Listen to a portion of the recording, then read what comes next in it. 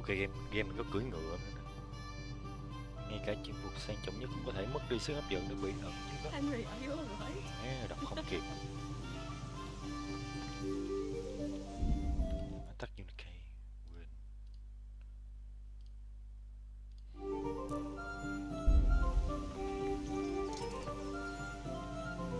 Here are those nails you wanted. Thanks. So, how's Bianca? Ủa tính ông chưa đi lấy đinh luôn mà. She's fine. Why do you ask? Tự nó Just có. wondering, will you be going to the dance this evening? We will. Maybe mình we'll phải see each tin. other there. Anyway, mustn't keep you. I'll be on my way. That sword is truly beautiful.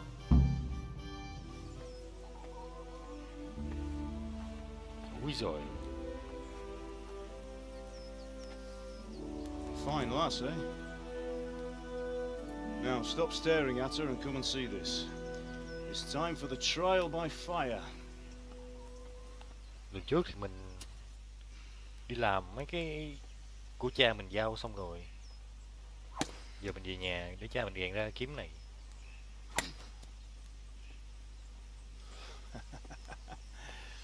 We did a fine job. I would expect nothing less from such a renowned swordsmith. Those days are gone, sir. You haven't lost your skills, though.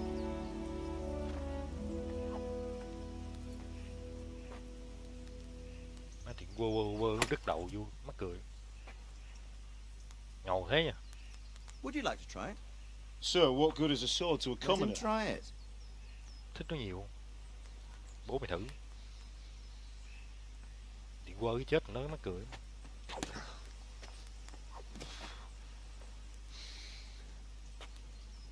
You still have a lot to learn. Ask your father to show you how. He knows what he's about. Learning his trade will serve him better in life, sir. Perhaps. But who knows what the future holds for each of us. I see that you almost have it finished. It just needs a polish, then Henry will bring it to you. Excellent. Fine work, very fine. A sword such as this will bring honor to its bearer. What say you, Svan? True, Sir Radzik. If I'd have had its like back in Nicopolis, things would have worked out differently. How odd to find such an accomplished swordsmith working in a place like this. A man of his talent would have no problem making a fortune in Prague or Vienna. You're right. It's a very long and peculiar story. I'd be glad to listen to it over a cup of wine, but duty calls, and I must leave. Here you are. Duty call and I must leave. Learn from your father. He truly is a master of his craft. I'm sure our paths will cross again. He certainly will. Once it's ready, send your son up to me with it. Good work, Martin. Sir.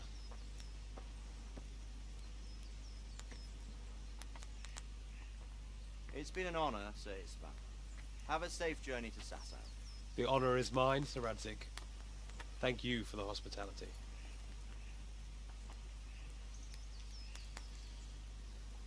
Nhìn mặt nó cứ A ngu Long cái gì. peculiar history. That was a long time ago. I might tell you about it sometime, but not today. Will you teach me how to use it like Sir Radzik said? Why? Well, it could come in useful. Maybe I'll travel a bit before settling down. I'd like to know more than the tavern on the green and the forge. You know the trouble with an adventurous life, son?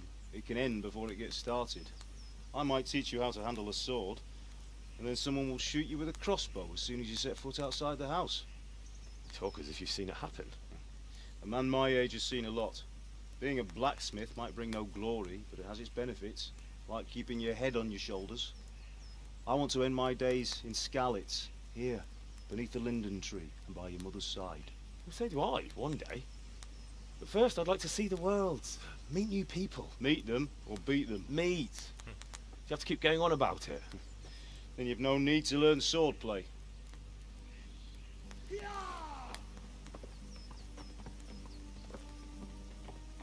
Có gì đéo ổn rồi nè. Có gì đó không ổn vì xảy ra. Messenger. He was in a hurry. What's happened?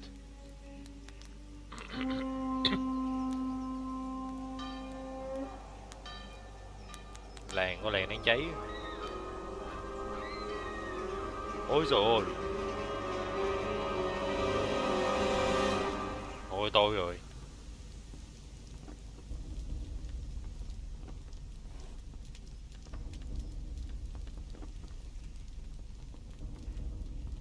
Làng bị công. Làng bị quân khác tấn công. Đông chỗ này chịu.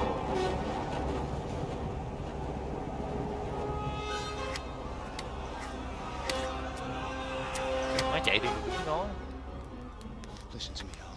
Listen carefully. Take the sword, go into the house, grab anything else important from the trunk. Go to the castle. Hurry. What about you?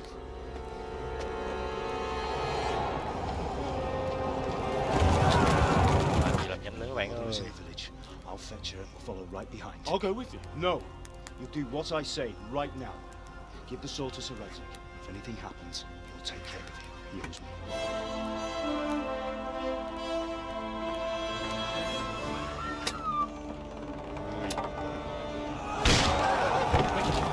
Cửa hai ba thằng, hai ba móng kìa. Cảm thấy là dừng luôn. Nó giết dân thường.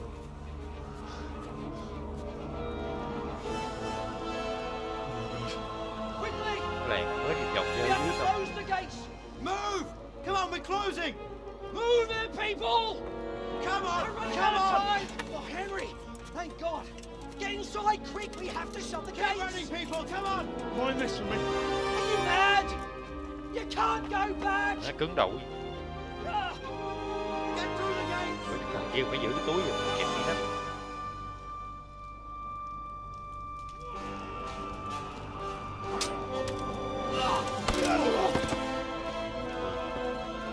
Cha mình chiến vậy.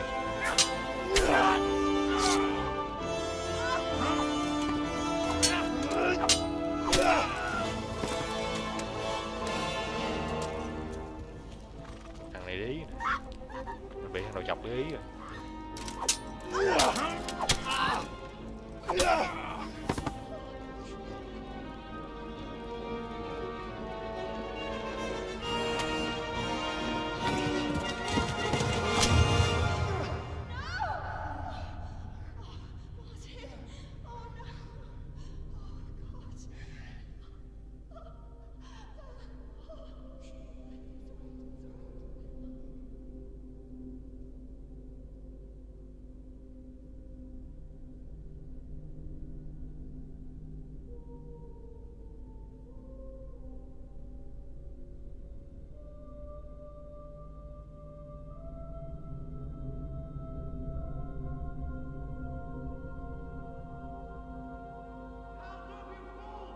Hurry, Henry! There's nothing you can do! Come on, Hal! You can still make it! Run!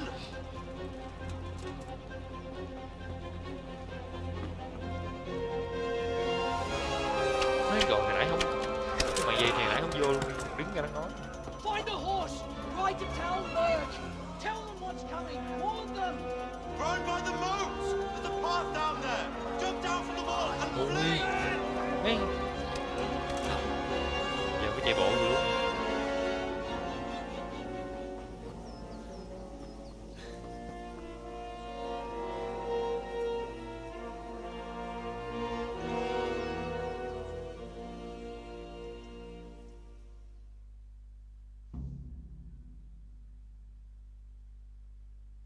Gì giờ này còn đưa tới đinh cho Teresa nữa.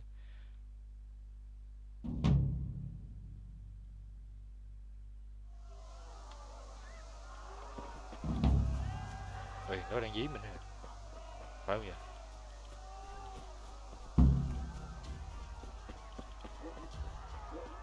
Chắc đúng rồi đó.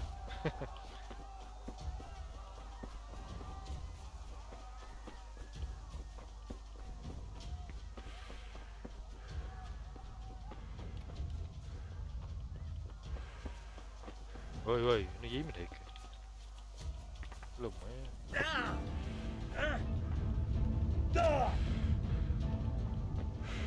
Đi liêu. Nhảy qua đây được không ta? Cái đi mẹ đông thế. Thôi mấy anh ơi. Vãi luôn. Thiệt luôn. Rồi thôi chết con mẹ.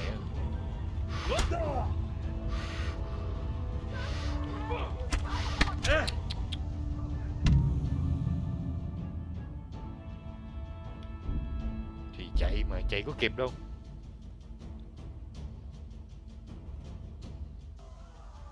Go này go lại nè. Giờ vậy không quay đầu lại nha.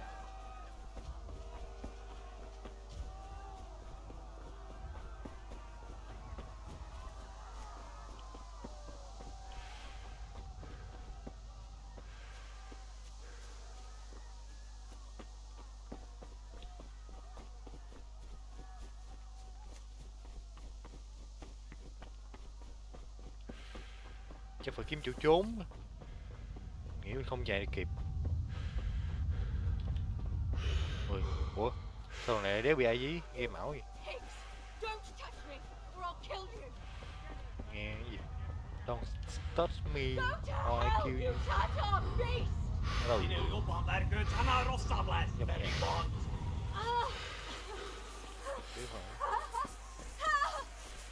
Ai kêu cứu vậy? Picsába mi ez? Nyírjátok ki a fattyút! Még sajnálni fogod, hogy megjelentél itt, te szaros! Ủa, 6 lên ngựa ba. Phải luôn. Muốn người xem chết.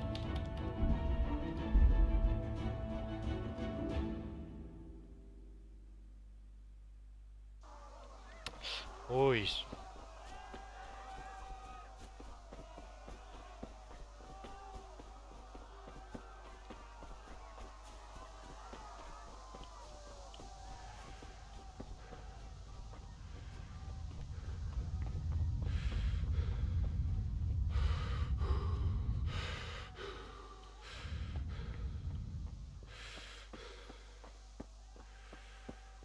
Lúc nào lên ngựa?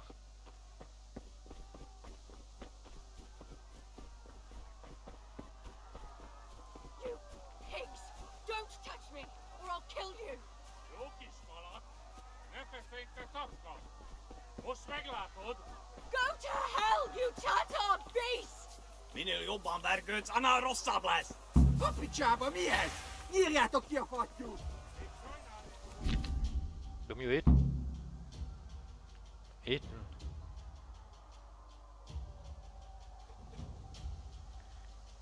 Cáp L là cái quần què gì trời? Cáp lóc. À.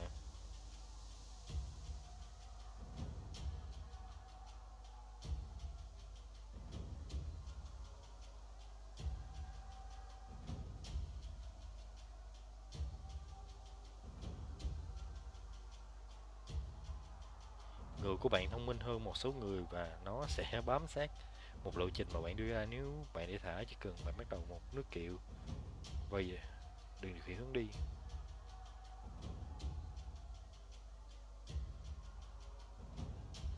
Thế lực của ngựa thanh này giảm dần khi phi nước đại. Nếu bạn muốn ép ngựa khi ngựa bạn sắp hết thể lực, nó có thể sẽ quăng bạn xuống đất. Phi nước đại cũng yêu cầu sức ngựa, do đó thể lực của bạn cũng sẽ giảm cùng với ngựa.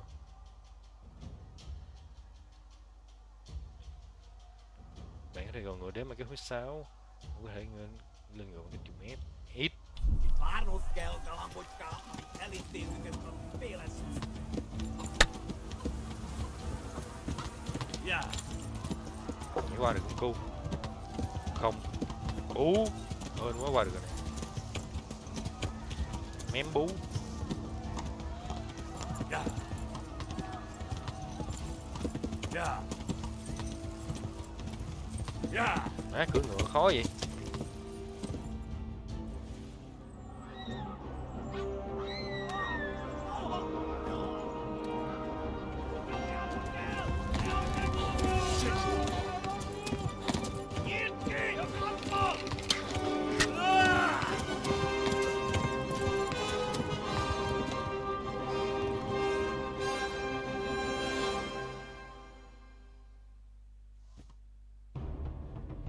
Tới đoạn đó cho mình học cách chiến đấu rồi được không chứ?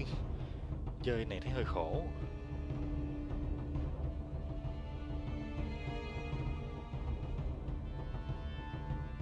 lâu rồi. Make your glass! Yeah! Yeah! Đi đâu vậy ta? Ôi giời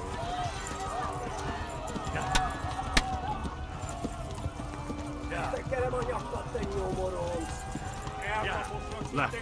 Talmberg is to the left, along the stream.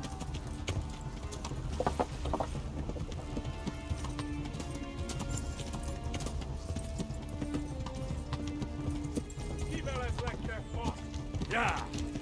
Stop singing! Forget it, they're gone!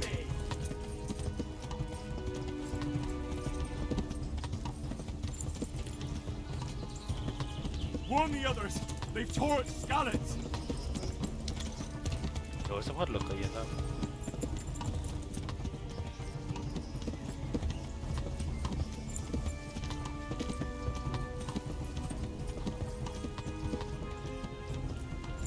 Cái lùn ấy sao nghe thương? Mình cứ tưởng nó bỏ rồi không? Tưởng nó không được đấy. Hai tay ngựa gì mắc cười vậy? Run for it.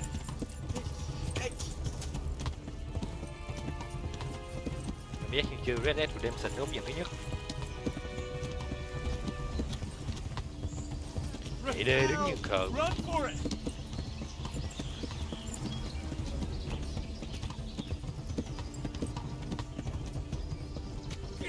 Hồi đi lực đấy mày. Szétszabdallak, te fostalicska! Nó phải đổi máu đi hồi. Khổ.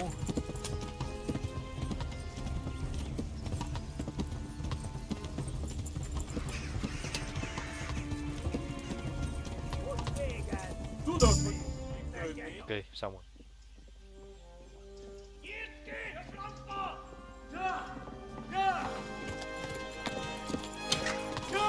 Má mày thấy bắn sượt qua đầu. Mấy kia sủa cái tiếng gì? Oh my god! Wait! Jesus Christ! Help!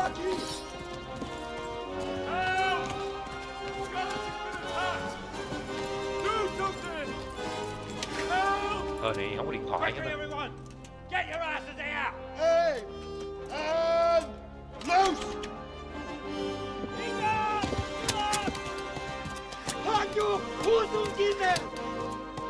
Á, bắn như quần què.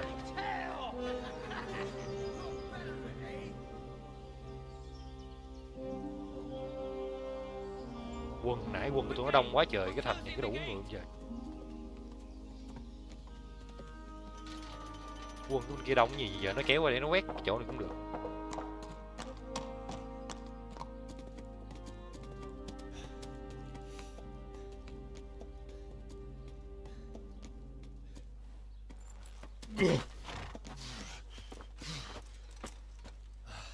Someone give him a drink. And bring hot wine and bandages.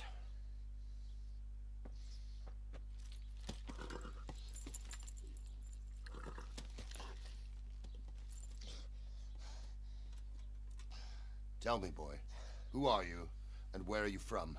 What in hell's name happened? I've come from Skalitz. They burned it to the ground. Slaughtered everyone. Who? Who burned it to the A ground? huge army. They attacked without warning. And they weren't Czechs or Germans either. Who then? I don't know. I've never seen armor like it or heard their language. Maybe Tatars?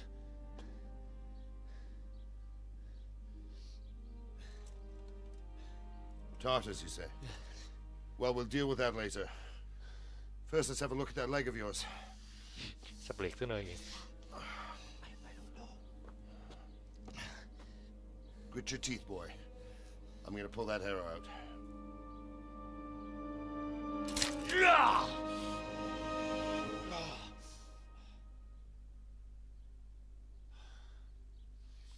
Sao cảm giác cutscene trong game này không được Full HD lắm. Easy. All done. You were lucky, lad. The arrow missed the bone. It only needed bandaging, and I've done that often enough before. War is a good teacher. Can you stand? Kéo vậy chân There you go. Good as new. Thank you.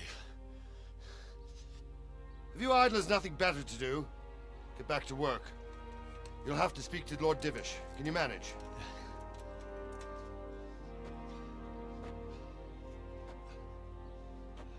Dạ này có vẻ nhây.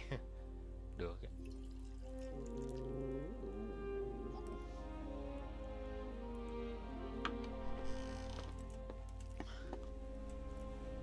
Sir, this is a survivor from... I heard, Robard.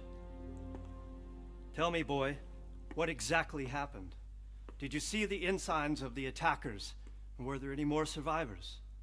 Sir, I don't know what army it was, but it was huge. There were dozens of banners flying on the hill above Skalitz. The ones who did the slaughtering spoke a strange language. They burned Skalitz to the ground, but a lot of people took refuge in the castle. I wasn't quick enough.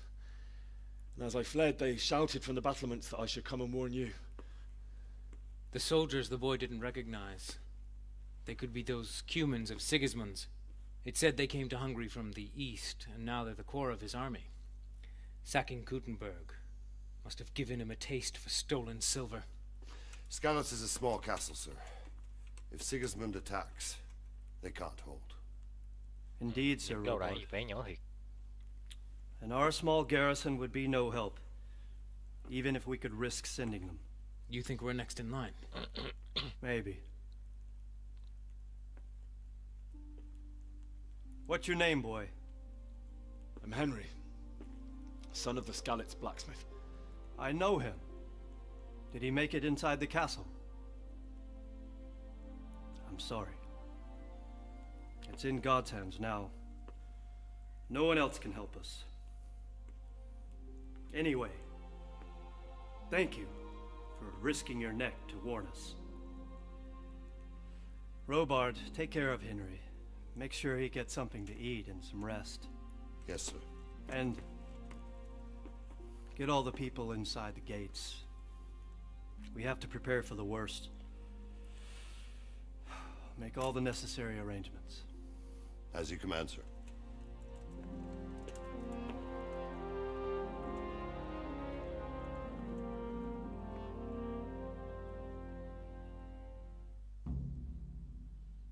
Mục tiêu hoàn thành, chạy đến Talmberg.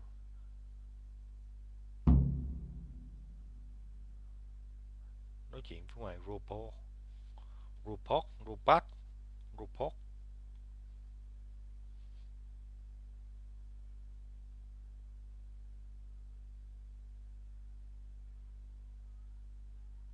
Thì mình được cái lót lâu.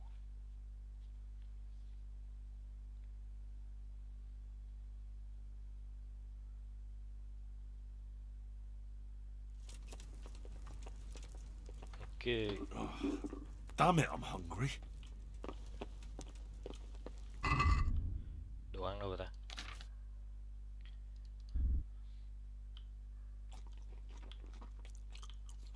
Không. Loot mấy cái đống này từ đầu game là quyết định sáng suốt. Còn mấy cái thanh đói nằm đâu vậy?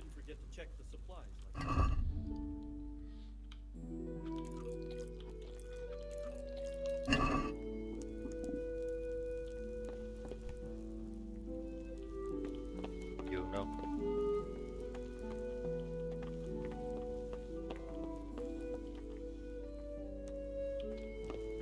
All right. But buy a couple of kegs of wine when you've done your other chores. Make sure it's good. No slop. You can count on me, sir. What do you want here? Go and play your game somewhere else. Chỗ đó không phải chỗ của mình. Lost something here?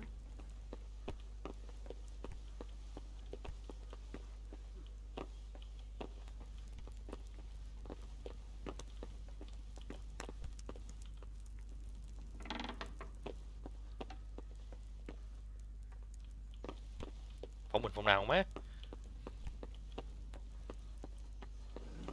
Gì ở đâu? Nói chuyện với này robot. Không ở đâu rồi? Đây nè. I'll have to get something to eat. I'm starting to get hungry. Đồ mày tính ra mày mới ăn xong luôn á. Đồ ăn ở đâu vậy? Ơi, phải lên lầu rồi.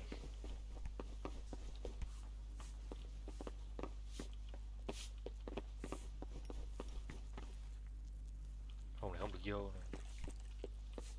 Bạn có ăn không? Không. Mấy chơi hồ mất phương hướng bởi liền.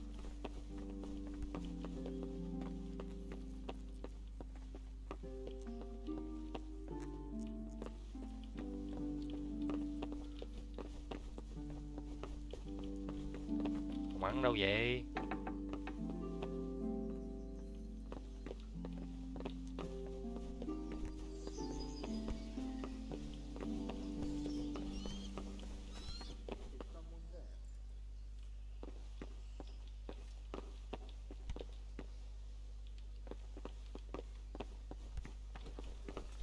Rồi luôn, đéo biết.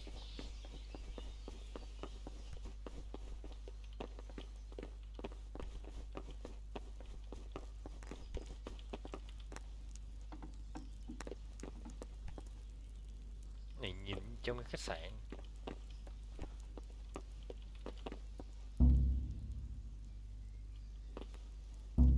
Khóa này quá khó đi mà.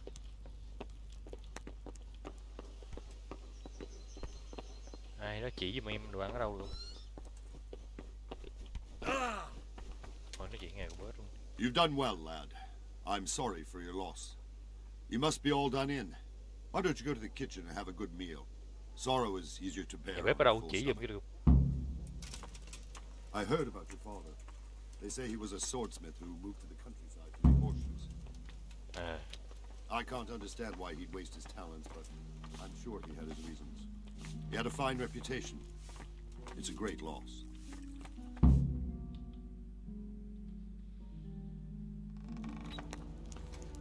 Ah, milady. You are fortunate our good lady Stephanie of Talmberg has graced us with her presence. My lady, I'm honoured. So this is our brave young man. Welcome, lad. Bojana here will take care of you. No doubt you're tired and hungry. Indeed. How could he not be, poor soul? After everything he's been through, he must be as hungry as a bear, aren't you, young master? Here you are, then. Eat your fill. And a little wine to wash it down. Thank you, my lady. Thời này uống rượu thay nước. Cái đụng cái là rượu. When you're done, you can go and rest with the grooms in the outer bailey. No, that won't do, Sir Robard. After all he's been through, he deserves a proper bed. Let him sleep in a lodge in the courtyard. Certainly, my lady. Young Henry here is overwhelmed by your generosity. Yes, yes, thank you, my lady. May God reward you for your kindness. Eat up now. You're in capable hands, so I'll leave you to it. Good night. Good night. Good night, man. Thành sắp bị tấn công mà mấy người ở đây có phải chiêu. When you've done, you can sleep in the bedchamber of the courtyard lodge. And don't forget to take off those filthy boots before getting into bed.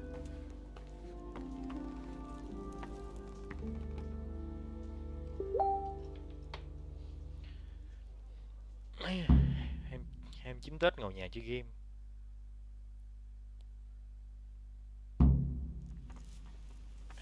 Ăn phát.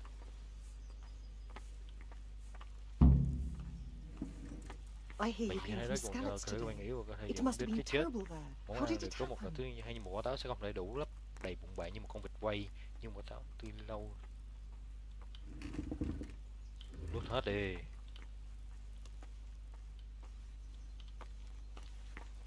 Nuốt tiếp.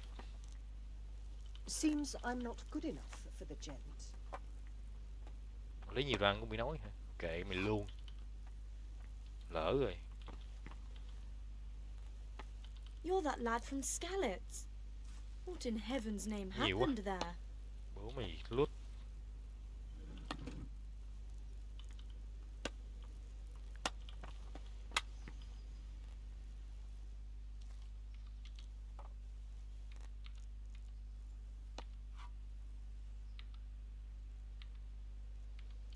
It was a fine sunny day until Sigismund came with his army. I saw him sitting there with his red beard and proud posture as he gave the signal to attack. Oh, no.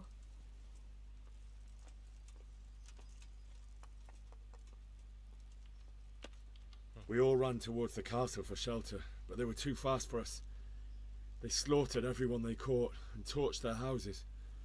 I barely escaped, and they murdered my parents. God bless you, boy. I'm Cái này mình chọn cái nào terribly cũng báo sorry thành for công. your loss. Kiểu mấy cái quét, mấy cái nhỏ nhỏ này để tăng mấy cái chỉ số nói chuyện nữa của mình.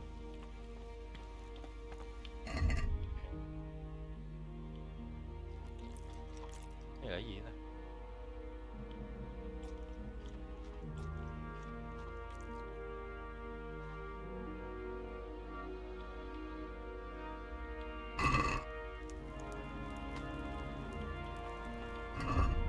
Vẫn chưa no.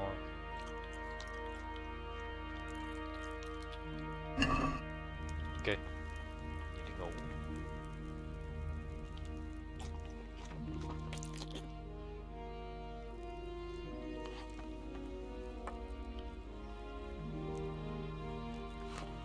Còn gì để lút đâu.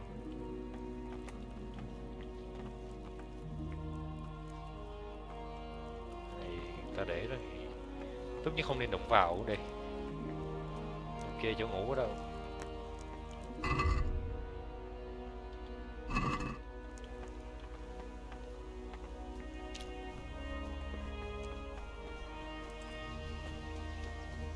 Này không phải. Nhà nghỉ ở đâu vậy? Đây này.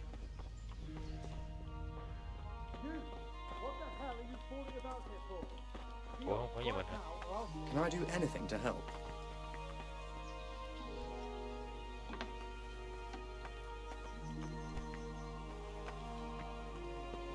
Nhà nghỉ đâu?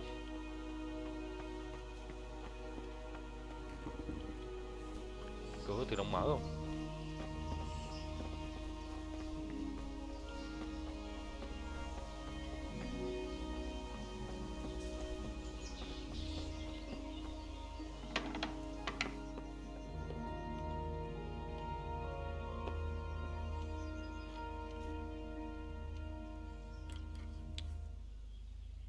Ở đâu rồi?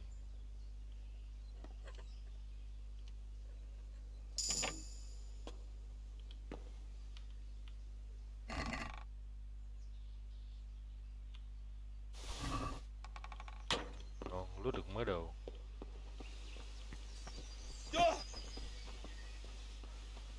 Mấy cái game này nó không có minimap. Chơi cái này cái ngày khờ.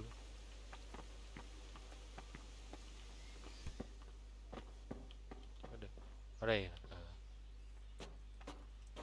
Sao nãy vô nó báo khu vực yên tư ta? You're that lad from Skalitz. What Nevin's name out tới there? sáng.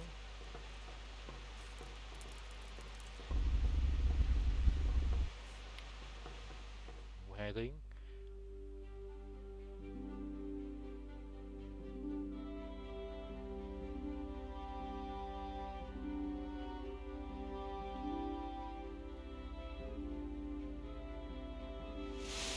Today the patrols will be doubled. Keep your eyes peeled. If you see anything out of the ordinary, report it immediately. Understood? Yes, sir.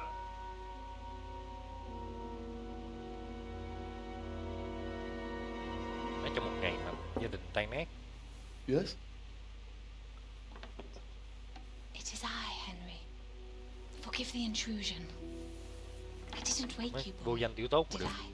phu nhân chăm sóc. My lady. No, not at all. But what brings you here at this hour? I thought you could do with a little wine. It's just what you need to help you sleep. My lady.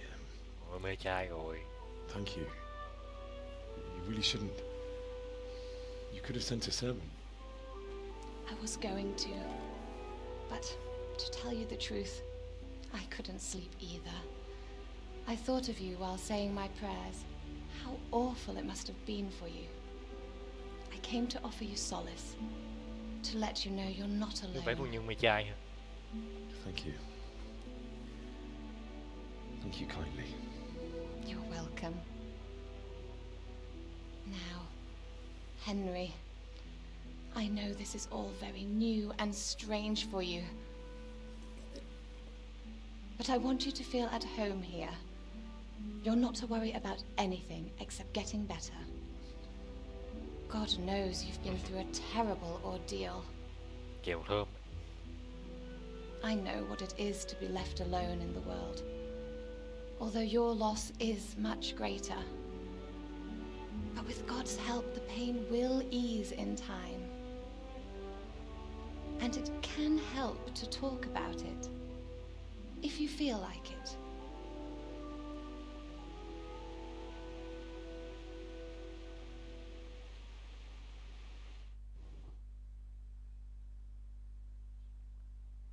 Game này đủ thể loại, đủ cung bậc cảm xúc.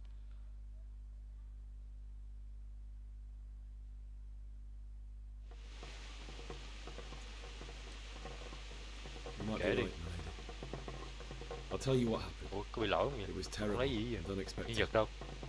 The day started just like any other. Father sent me into town on some errands.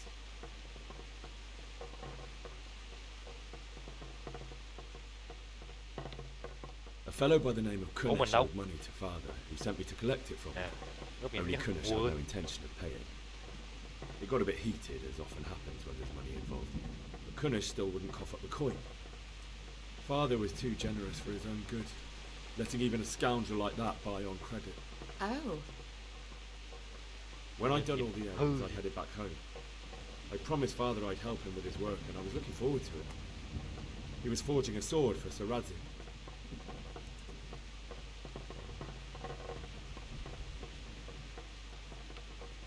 Father and I always chat in the forge. On that particular day, I asked him if he'd teach me swordsmanship. He said no. He said it's better for a man to keep his head on his shoulders than Sao lose lại it quay over góc này some ta? Cái góc này pointless không có vậy heroism. chưa? If only you'd known Là cố what tình fate hay had in là store for us. Oh.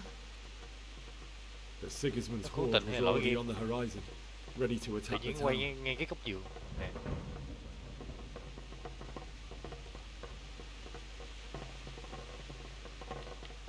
I saw smoke on the horizon from a village Sigismund pillaged on the way to our town, which was soon to meet the same fate. God have mercy. And Bà then này đúng death kiểu nghe cho biết, descended on không biết nói gì Skalitz. nữa.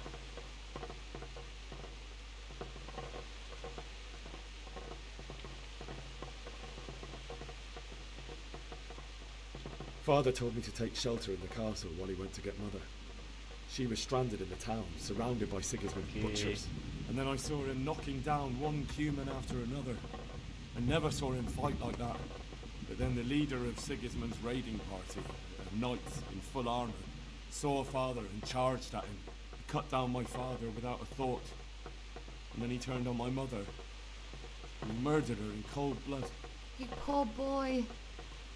May the Lord have mercy on their souls. I ran to the castle like our neighbours to take cover, but I didn't make it. I had to find another way to save myself. The men on the battlements called down to me to flee to Talmberg and warn you. I was lucky I knew a concealed path around the castle.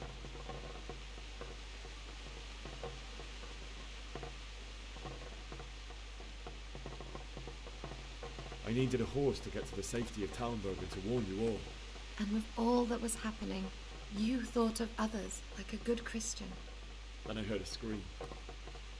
It was Teresa, the mill wench. She'd been caught by a gang of Cuman savages who planned to violate her. I had Sir Radzig's sword, and even though there were several of them and they were better armed, I had to try and save her. I wanted there to be at least one person I'd helped. And I succeeded. Vô không làm gì hết, bỏ hết là chạy thôi. After that, I stole a horse from them and rode off. Like a valiant knight. I'll never forget the horror. It will Game cứ bị haunt lỗi me nha, for tại the sao nó rest quay of cái my góc life. này ta? Góc quay nghệ thuật hay là đừng có lỗi game? That's terrible. How could something like that happen? God alone knows why he lets such things happen. You poor boy. I understand your grief, but God is not to blame for the ills of this world. That is the work of Satan and those who do his bidding. those who are corrupted by greed, envy, and pride. You must not lose faith, whatever life brings. Fate Tìm điểm tương đồng xong ngủ not với nhau. been merciful to me Hay vậy. and my husband either. Although in comparison to the horrors you went through. I was young when I married my husband. It was my father's wish. Divish was a lot older than I, but a Bắt đầu woman kể must lể về bear gia her đình lot. xong ngủ với cha trẻ. Shortly after our marriage, before I even got a look at Talmberg, the castle was stormed and my husband was imprisoned. Really? My husband had some quarrel with Sir Havel Medek of Valdek, who decided to resolve it by force. He stormed the castle, burned down the village of Probislavitz, and killed many of our men, even the old chamberlain. He imprisoned my husband in the castle and put his own garrison there. That's awful. I was barely 18 years old, and all of a sudden, I was left alone with Sir Robert. We didn't know what to do. We went to Prague to appeal to the king and sought help from Divish's friends, but all to no avail.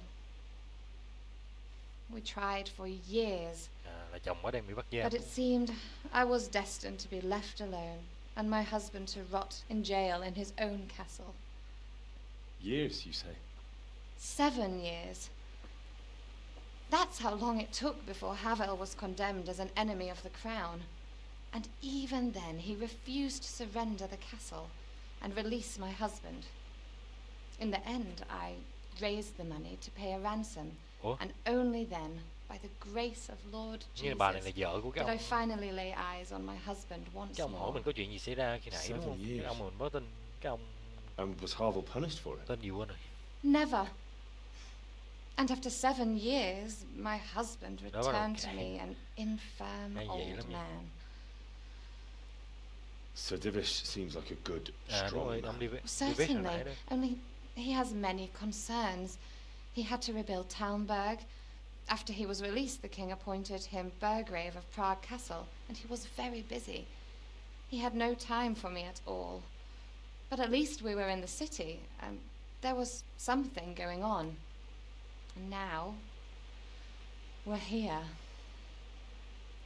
My lady, you're still young and beautiful. Your best years are still ahead of you. Would that were true, lad. Would it were true. But what am I doing bothering you with this? You have troubles enough of your own. I'll go Đi lại đi, and let you sleep. lại đi. I enjoyed our little talk, Henry. Good night, and God bless. Good night, my lady. Ủa sao vậy?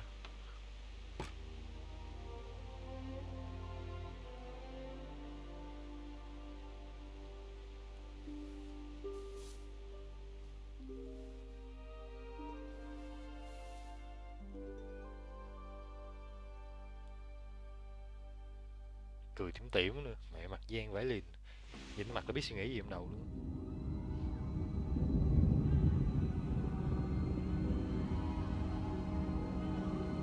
Move in, people! Come on! Come on! Running out of time! Quickly!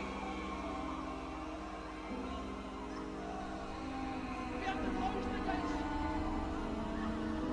He can't go back! Henry, help us!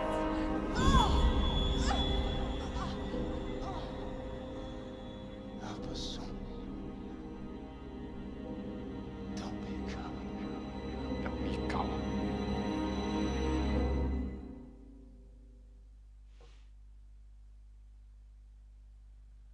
Okay, Henry, khúc này chắc wake bắt đầu up. hay lên. You don't want to miss this.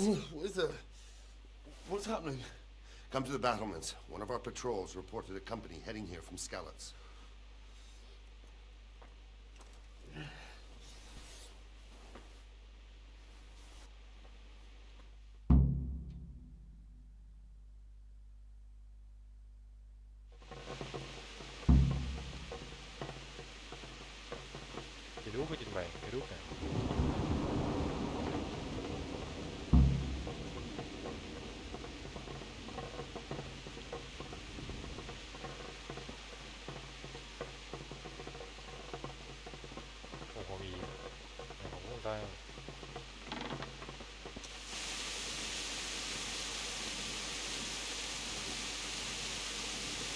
Tôi thành nghĩ ra cái chỗ hồi nãy mình chạy lên nhầm đúng không bây? Didn't think of that. Good health to you. You know what's happening? Sigismund, who else? That bastard conquered Skalitz, and now he's come to take Talmberg. Take care now.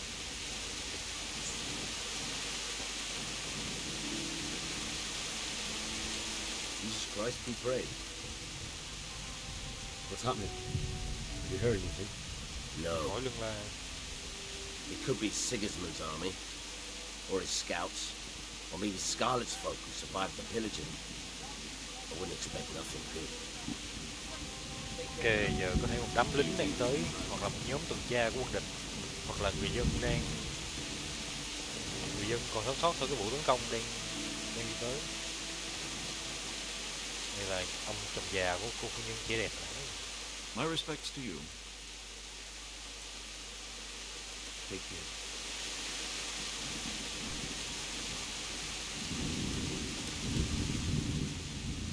What's going on? I don't know. It doesn't make sense. Why would Sigismund advance on Talmberg in the night? Especially since he's lost the element of surprise after the raid on Skalitz. Maybe it's not him. Then who is it? The scouts Givish sent to Skalitz to spy on Sigismund said he'd set up camp and was getting ready to storm the castle. And so Radzig is an experienced soldier. He'd surely hold the castle for quite some time. It doesn't make sense. Cái thành kia đang chuẩn bị tấn công. Not much of anything. Before they could get close enough, this huge storm started. And you were right. Sigismund has a hell of a lot of soldiers, including all manner of mercenaries. An army like that costs a fortune. Well, anyway, we'll find out when they get here, won't we? Aye, we will. I'll do it. Ok, để coi còn ai đang tới.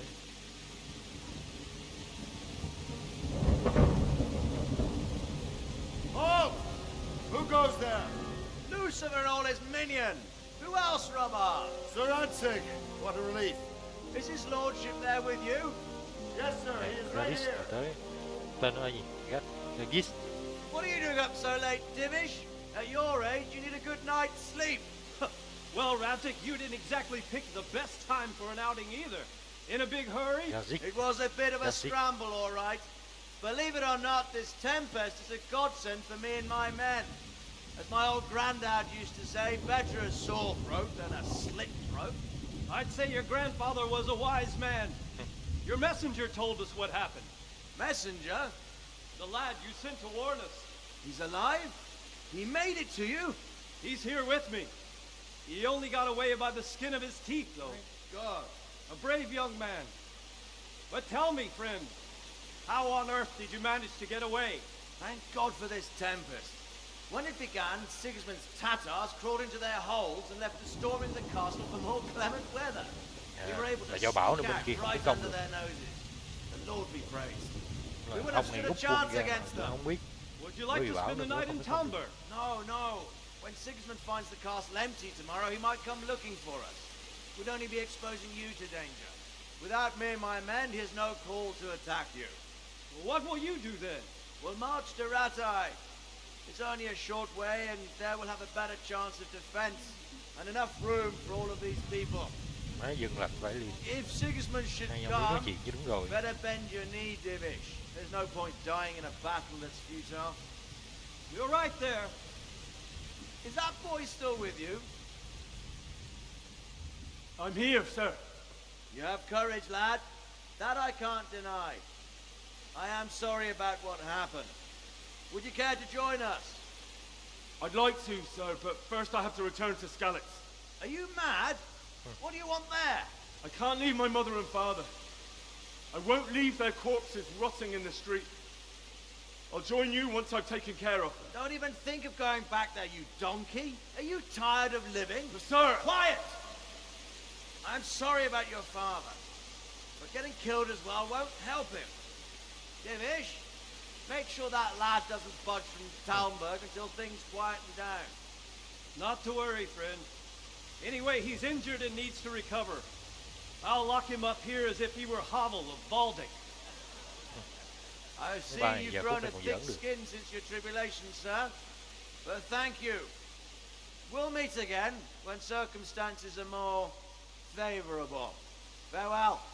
Farewell, friend, and good fortune. Give my regards to Sir Hanush. I will. And good luck to you and your people too. These are dark times.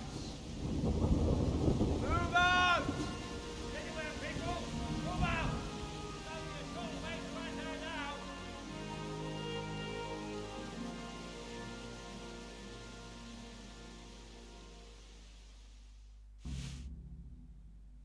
Ok. Men, tonight we'll have triple patrol. Sword? Tôi thấy giúp được gì không? I could use an extra pair of eyes, and yours are keen. Will you keep watch of the battlements, my men? Was that a request or an order? I'd rather it was a request you answered yesterday. Of course I'll help. I'll have to pay you back somehow after all you've done for me. Splendid. Don't worry. I'll tell the men to relieve you later. Take care. Ok, đi ghét thật. Đâu có được.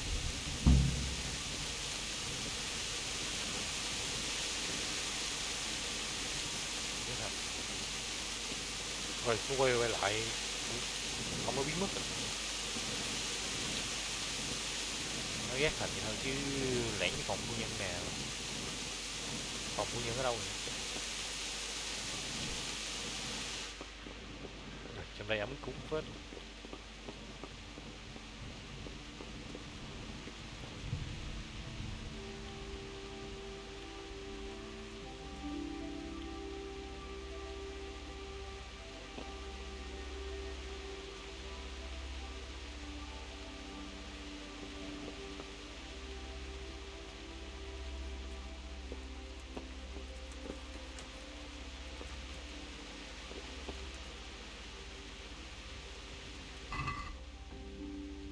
Hey, you! Don't move. Má, chó đó tự nhiên ở đâu vô? Whoa. Don't even bother starting with any excuses. Well, you won't forget this in a hurry, because it'll take a nice pile of coin to fix it.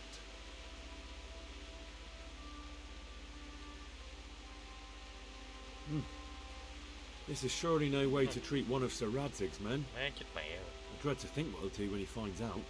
Sure. And you think that makes you above the law? Think again. That much? I don't have enough on me. Well, it's a jail cell for you then.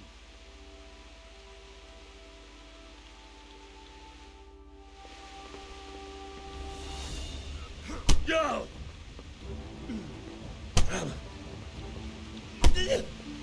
Má, này là lính đánh khủng.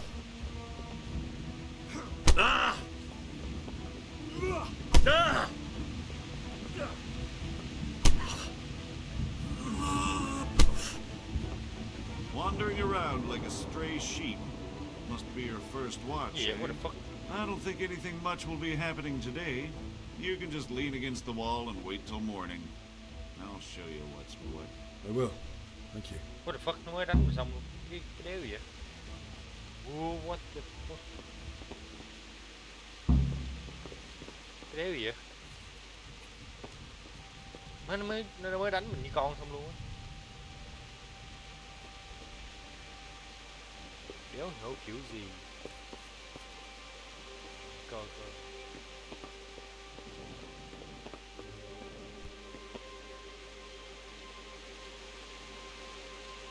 Mình chậm quá nhiều đồ rồi chứ không có.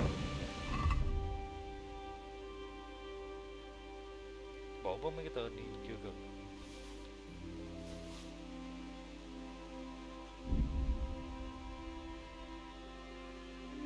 Cái cung đâu ta?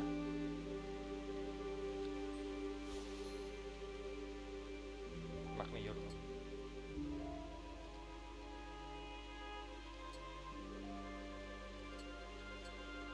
Ở trong chất hơn rồi.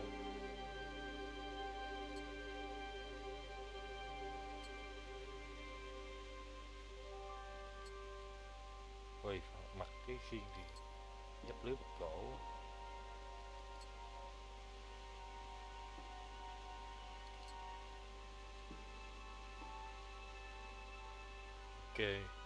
Chai không hẳn. Từ từ. Trọng lượng ký vẫn đang lớn quá, bỏ bớt thôi. Này bỏ bớt đi.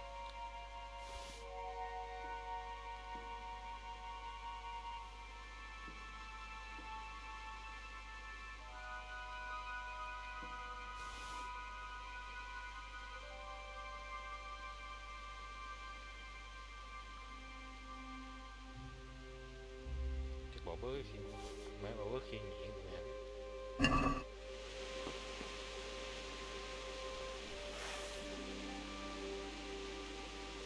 Sao có vũ khí luôn.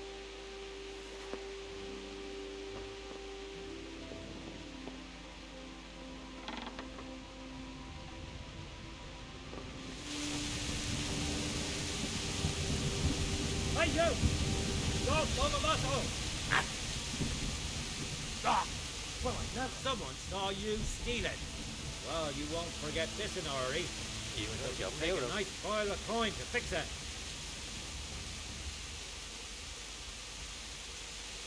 You're making a serious mistake. If only you knew what you just got yourself into. It won't end well for you. Mặc mấy cái đồ lên ra biết mình dọn sang mặt.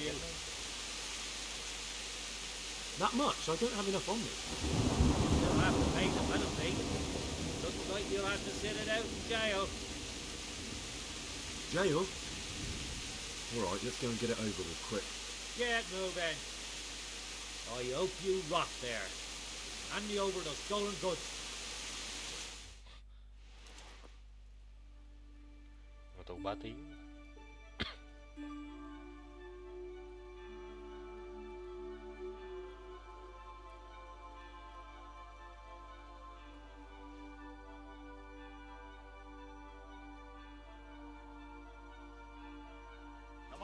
Quick! What? Why? There's an army marching this way. If it's Sigismund, we'll need every capable man. All right, but what can I... Where... To the outer bailey. Quick!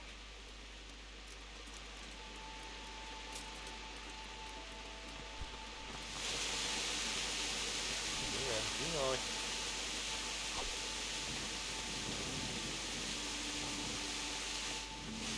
Put that weapon away.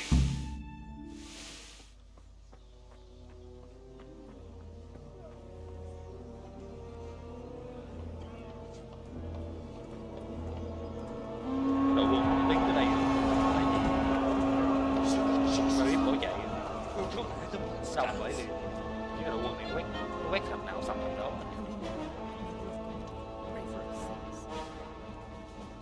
See how the self-appointed king wins the love and respect of his loyal subjects. Indeed, Robard. Sigismund of Luxembourg has a rare talent for winning people over to his cause. You may be in for a surprise, though. I don't think he will set his heathen dogs on us today. Greetings, Lord of Talmberg. Greetings. That's the bastard who led the attack at Skalitz and killed my parents. You idiot! Do you want to end up like them? I am Sir Mark Vart von Aulitz.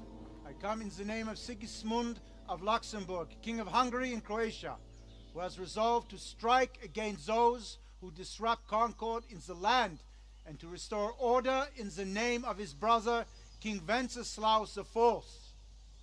Restore order by burning and pillaging the king's estates. Greetings, Sir Markvart. The efforts of the king's brother to bring order to this chaotic land are undoubtedly noble.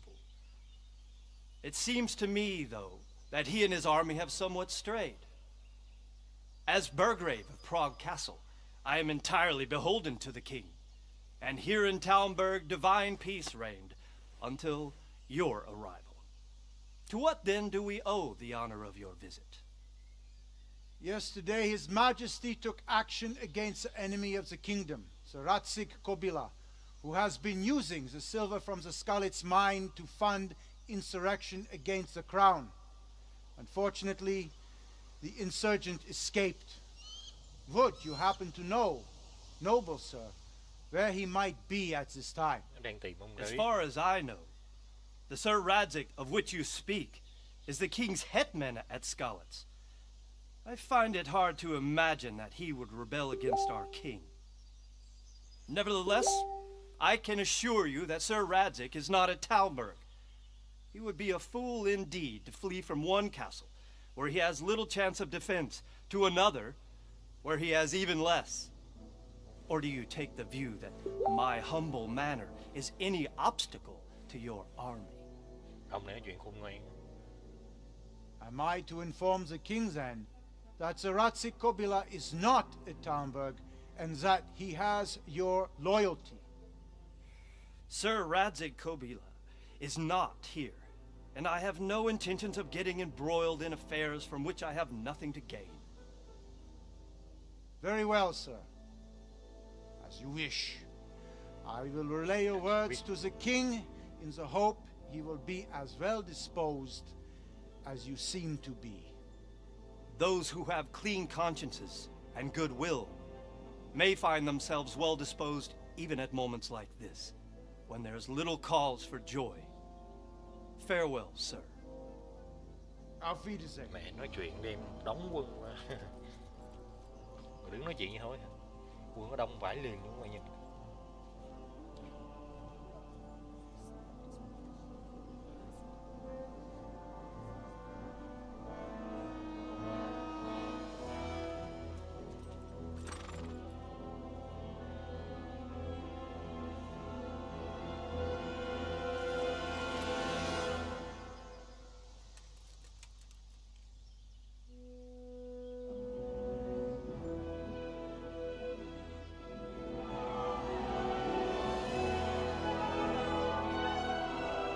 My lord, you have my utmost admiration. Get on with you, Robard.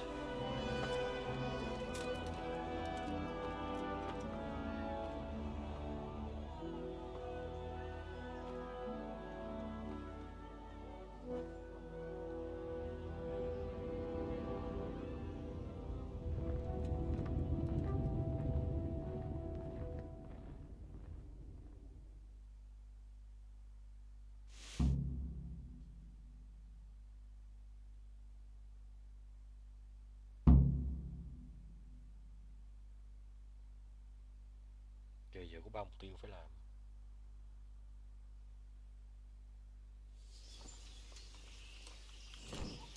Good day to you.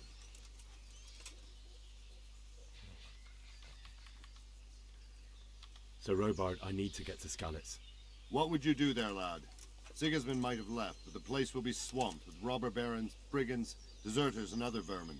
And anyway, your lord commanded you to stay here. Để tôi ra chứ nó mất bình tĩnh. My parents died there, and I won't leave them to be ravaged by dogs. I have to bury them. Good God, boy. Do you want to throw your life away for those who can never get theirs back? Do you think that's what they'd want? Forget it. Why did Sigismund burn down Skalitz and then come here too? That's war for you, lad. Certain lords have resolved to take things into their own hands and eliminate anyone who doesn't share their view. Unfortunately, Sir Radzig is one of those. And what's more, he was sitting on a pile of silver that could help King Wenceslas's allies. Okay. What happened in Kuttenberg? Gutenberg? Well, I'm just a simple soldier, but the good Lord gave me ears, and I've heard some things from Sir Divish and from those who fled from Sigismund's pillaging. Were there many? Indeed, but it was the Kuttenberg mercenaries who came to see me, because I knew them from before. I see. Listen, lad, these are all games of the high aristocracy. In Prague, a cabal of nobles rebelled against King Wenceslas, wealthy aristocrats who took against our king for reasons of their own. There's no doubt Sigismund had his fingers in the whole affair. Him and Wenceslas's cousin Jobst. And that cabal helped him abduct the king. So then why did Sigismund attack Kuttenberg? Why do you think? Khó lắm kìa.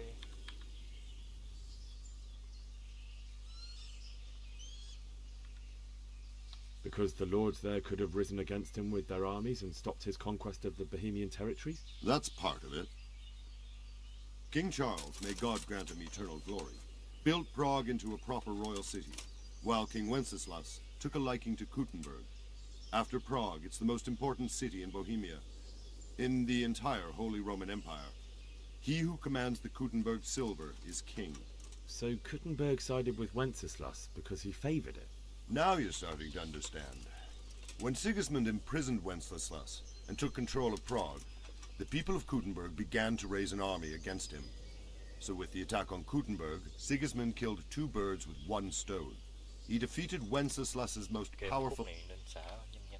Where did these Cumans come? I don't know much about them, only what the Chamberlain said. That they came to Hungary from the east and settled there. They're godless barbarians, and believe me... Good luck to you. Put that weapon away before someone gets hurt.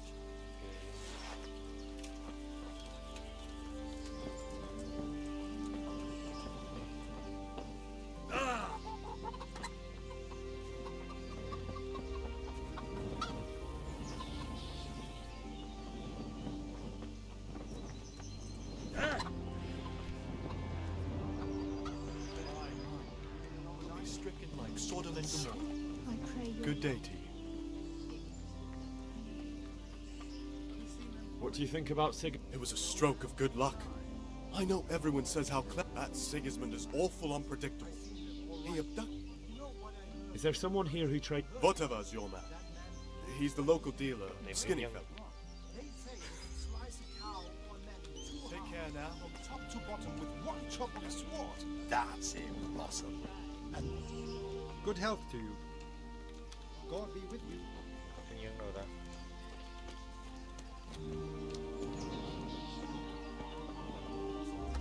Jesus Christ. Can we trade? If you've got the coin.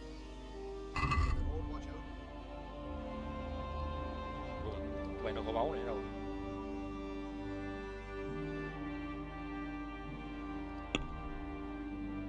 Đánh bớt mấy cái linh tinh.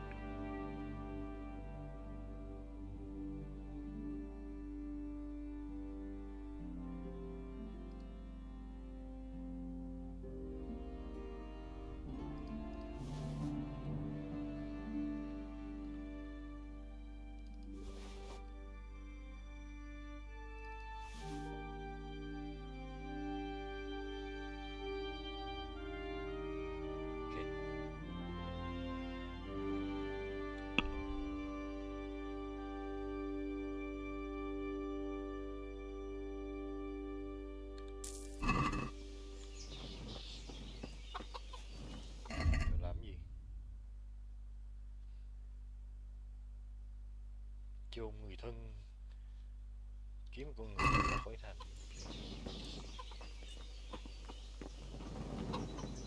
Ngon thế nào?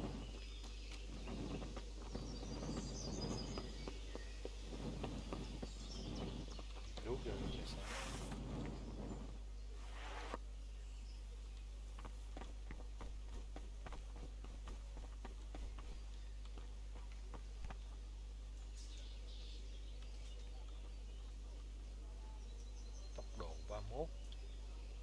Tải trọng 236 31 236 13 30 còn cái bên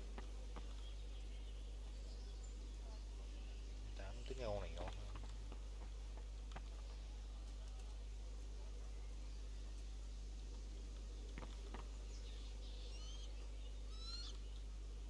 Ok còn kế bên con kia để từ coi giờ làm. Greetings. That was a close thing this morning, eh? If you knew so... Really? It's not for... If I needed... Who do you think... Goodbye.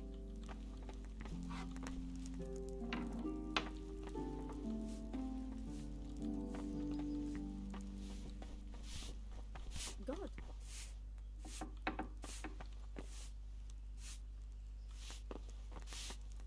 Oh. Lên chào phu nhân phát.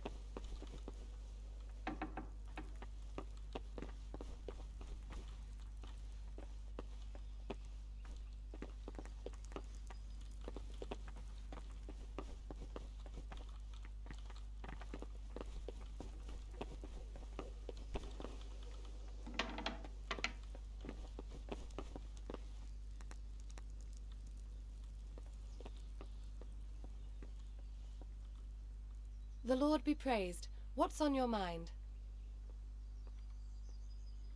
My lady, I hope you weren't unduly distressed. Well, it was to be expected. And thanks to God's maybe my mind deceives me. You, my lady? Surely not. Kiếm cuối cùng No biết được evil phu nhân. could possibly come. I fear something bigger and worse will. I would like to ask your assistance, my lady, if I may be so bold. What's the matter, lad? I need to get out of the castle. And you're... Why, for the love of God, would...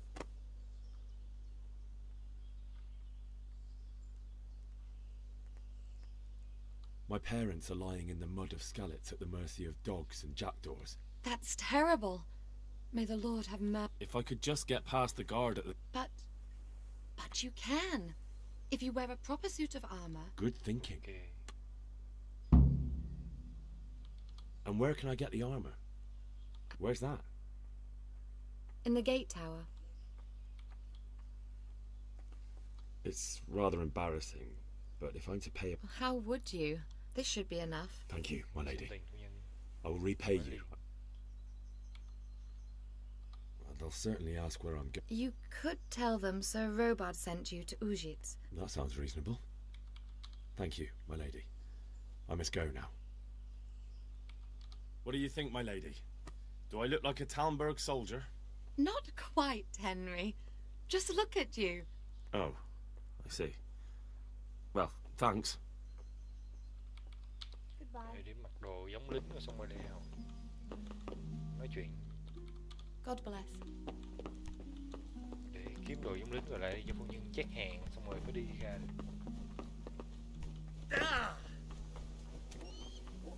Chỉ là thắp canh đuốt thêm vài món đồ. Ở cái phòng hôm qua mình vô. Này đúng không?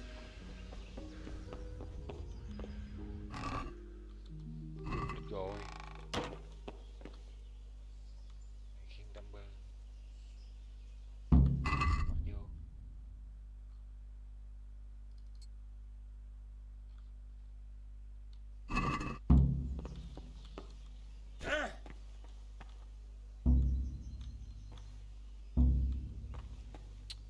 Mẹ, chưa kỹ năng phá khóa chưa mở, chưa mở được cái gì,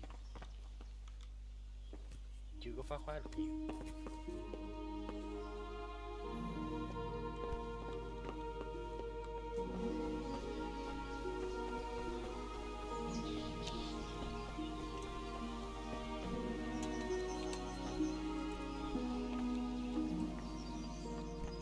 Hết hồn phải luôn.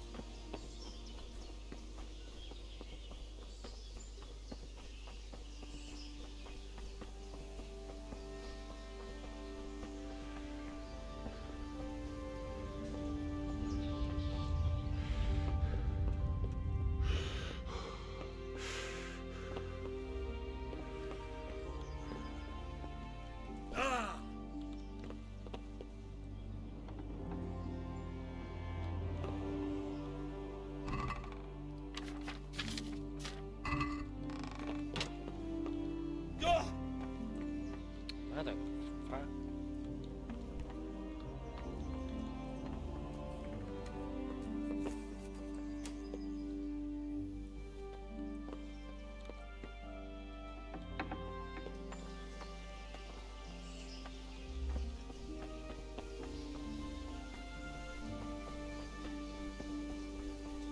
Sao ta? Ủa, nhưng chạy vòng rồi đó.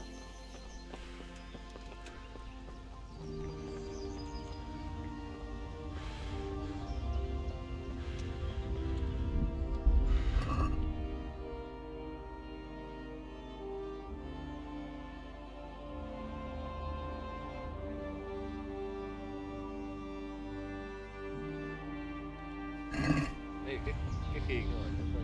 Chị hậu phu nhân tôi trong một giống chứ.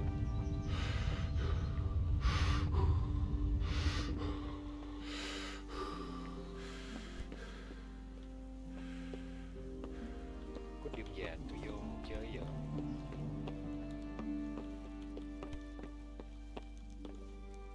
Tôi lại. God save. Can I help you with anything?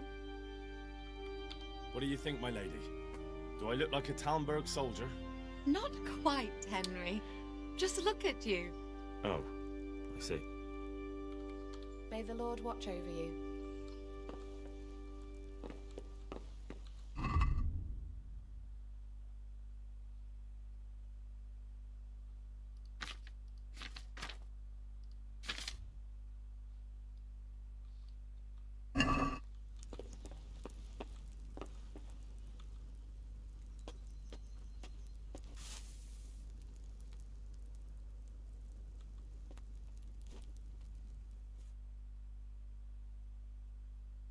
Nằm ngủ nhiều phu nhân được. By all the saints! Where do you think you are? Go and sleep somewhere else. Không cho ngủ thì thôi. Nặng lời vậy. You can't sleep here. Be gone, right now. What the?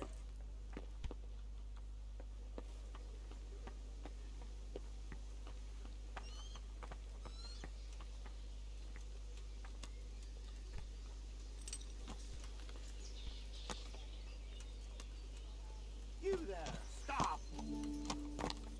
Surrender! You've committed a violation. You're under arrest. You're...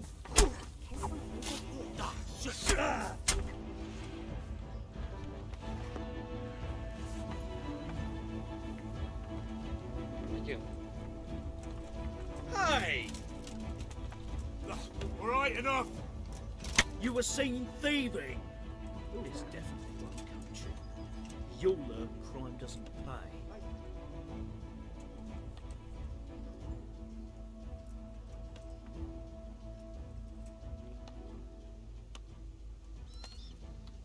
Are you pulling my pizzle? What's your game, boy? I can't pay that. You still have to pay the penalty. Jail? Just the accommodation. And hand over all the stuff you stole. Mẹ.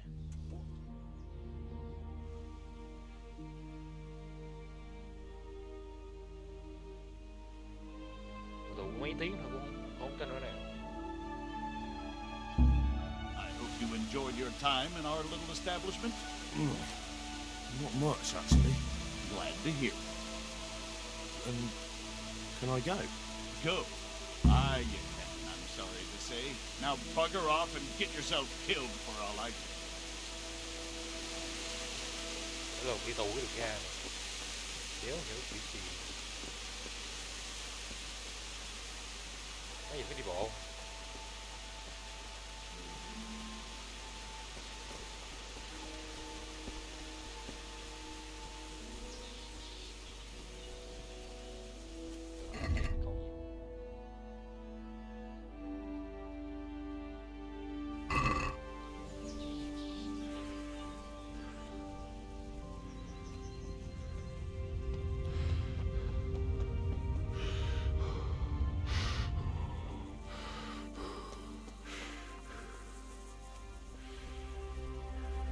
Xa lắm.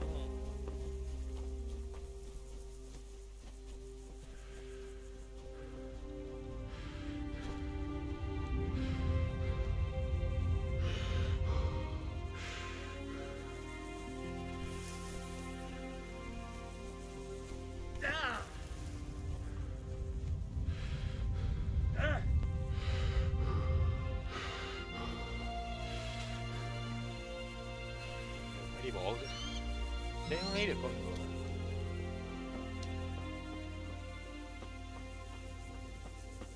Mày cho cái trại của quân đó.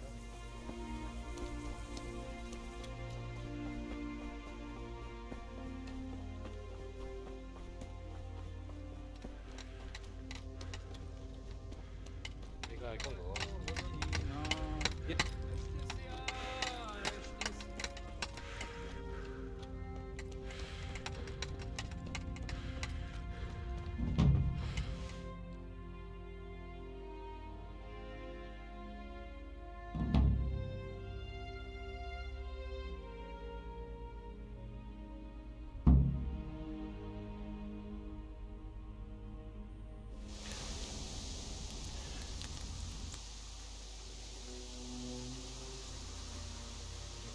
May là không phải chạy về nhà mình chạy được. Chưa tới nửa đường là bắt đầu cắt cutscene rồi.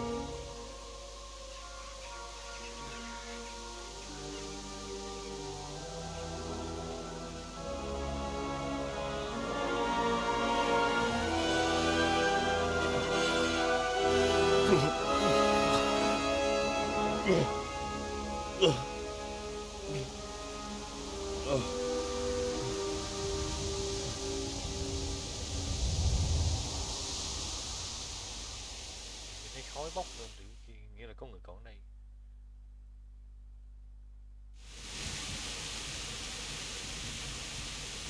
Jesus.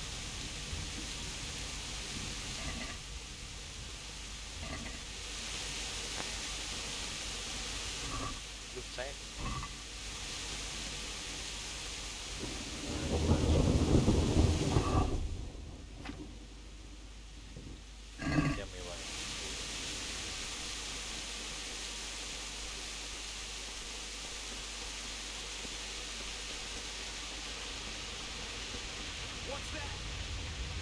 Đéo vậy? Well, I never. Well, now, look what's come crawling out from under some rock.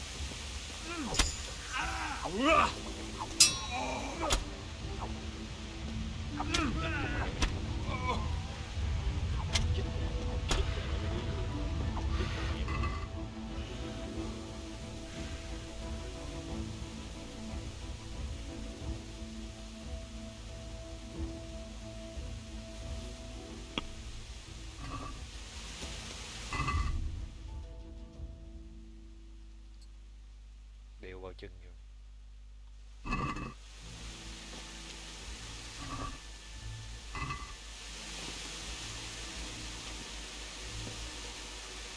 Giờ cái khu mà quân, cái thành mà tụi quân kia tấn công vô nó bỏ đi rồi thì cái vùng đất đó giờ hiện tại toàn ăn cướp với ăn trộm rồi này kia, kiểu mấy đứa lưu bang nó sẽ đi tới, thì nó tới đây để nó kiểu lụm được cái gì còn sót lại thì lụm.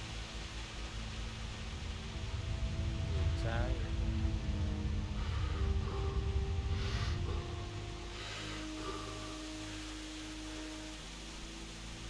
Nếu có ngựa chịu thì Cúc nó phải làm sao lấy ngựa ra ta.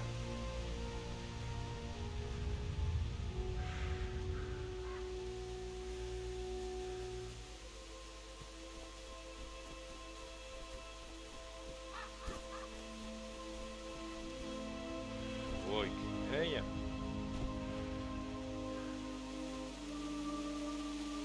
Hey!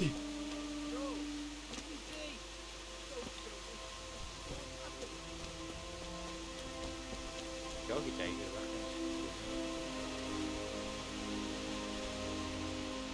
Nó đâu rồi?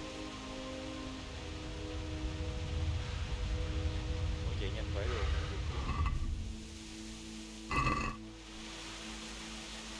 Có ngựa mega.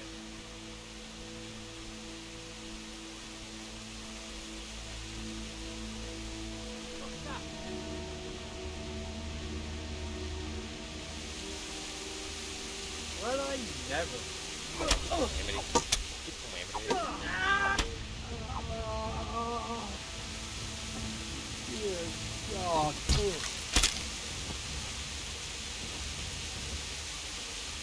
What's it?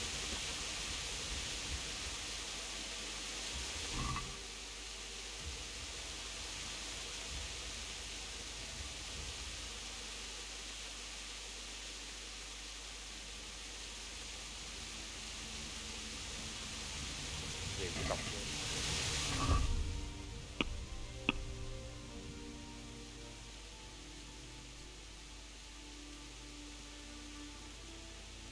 Cái này vẫn xịn hơn. Thả về cái cọc luôn. Ghê. Đốt xác thú, xác người, đốt đống. Thiệt vãi. Sắp tới nhà rồi.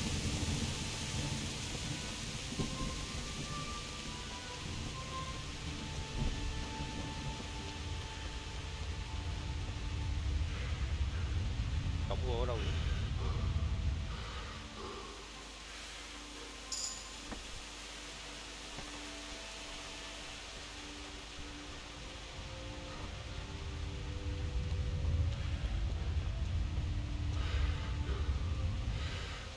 Đừng vô ở đâu vậy trời? Để hết sai sai rồi.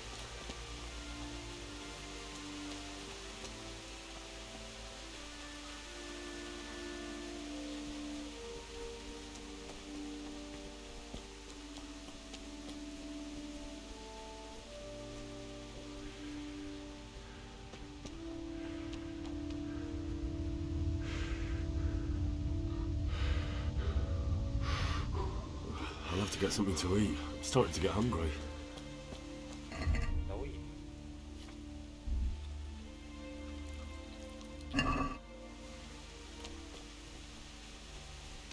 Cái hình xích đó là cái gì vậy ta?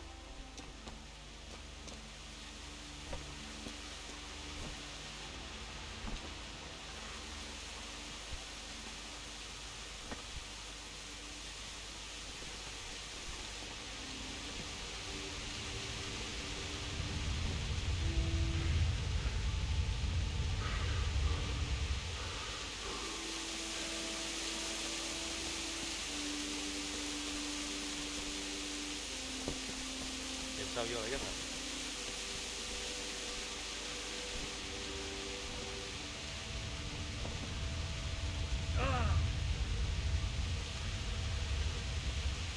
Cái đường mòn này.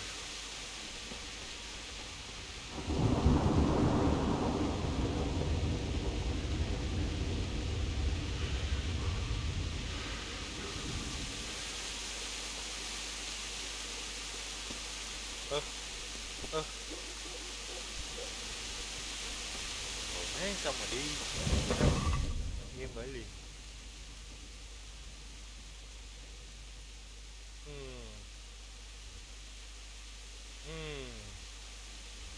Mẹ ơi, có vẻ phải quay lại.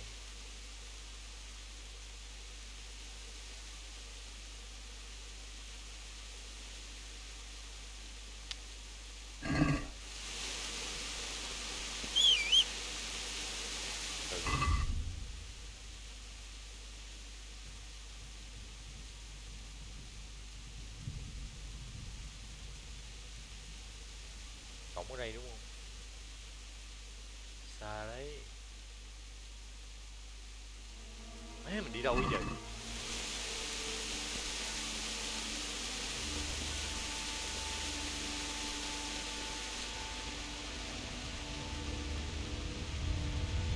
Game này kiểu để mình muốn làm thì làm.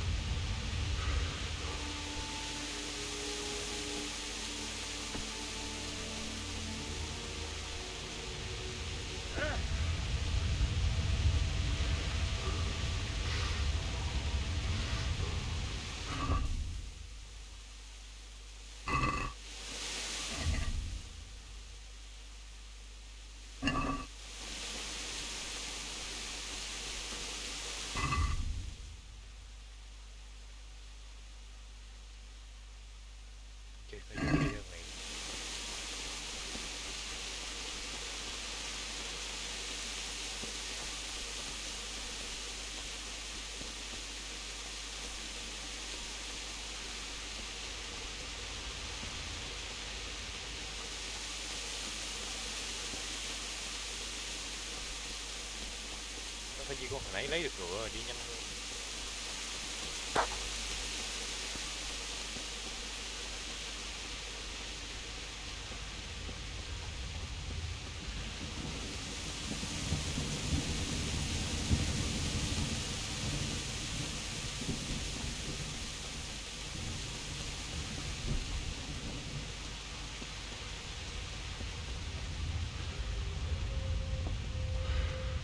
Cháu sói chu là đâu tiếng nhạc.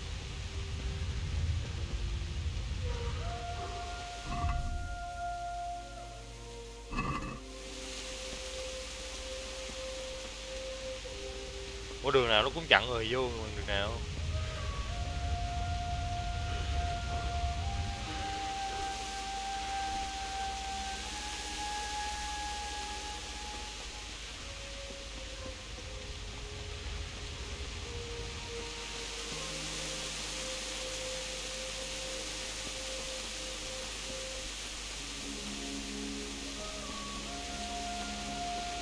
Đường nào cũng chặn hết, vô đường nào chơi?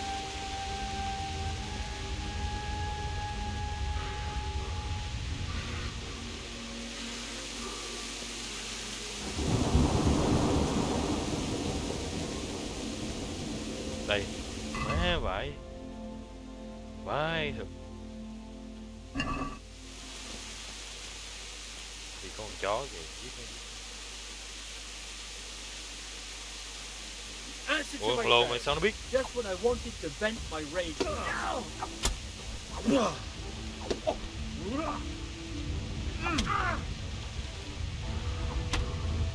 Chết luôn rồi. Chất liệu.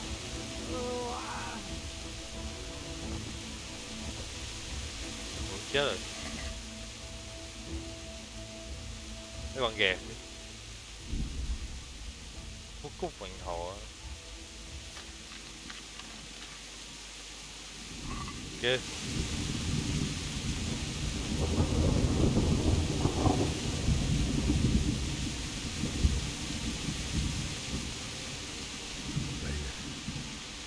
didn't run like me. He died with a sword in his hand. You stood by his side and he did this to you. In the end, you were a hero. You didn't run away. Didn't abandon him like me.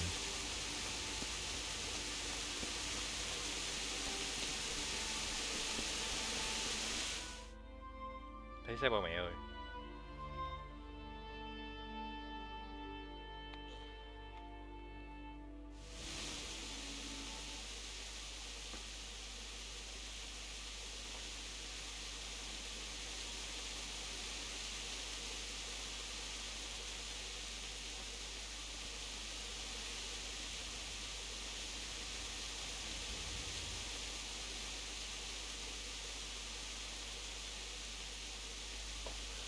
Why did you do it to me, Father?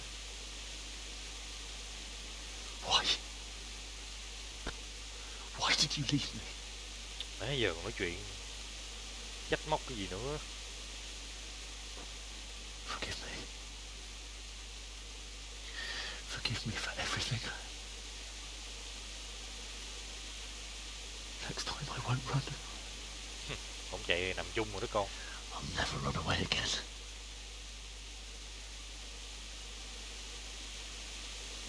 I'll find the one who did this to you.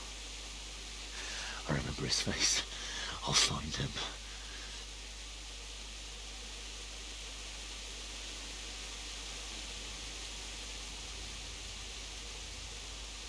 But first, I have to find the shovel and take care of you.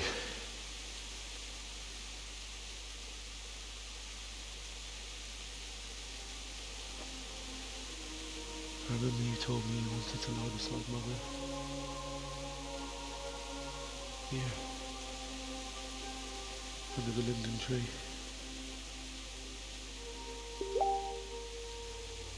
At least I can do that much for you. Game hôm nay cutscene hơi nhiều.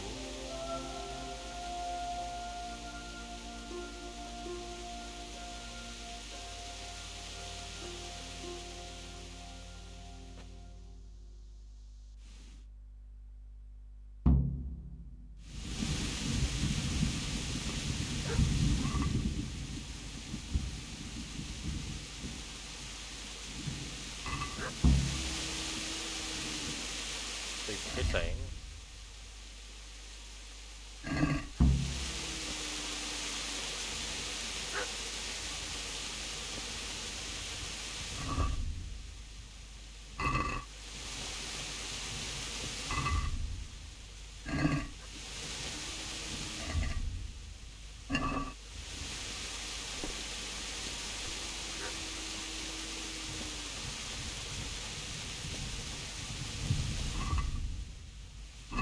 Sạn đâu?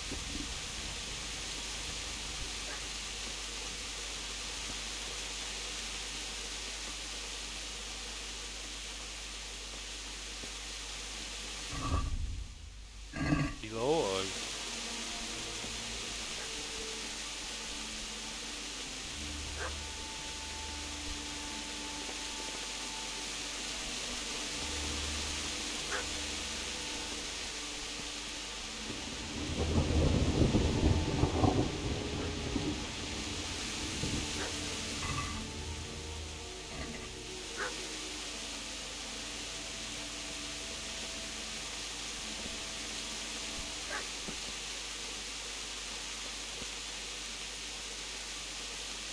Sạn ở đâu vậy?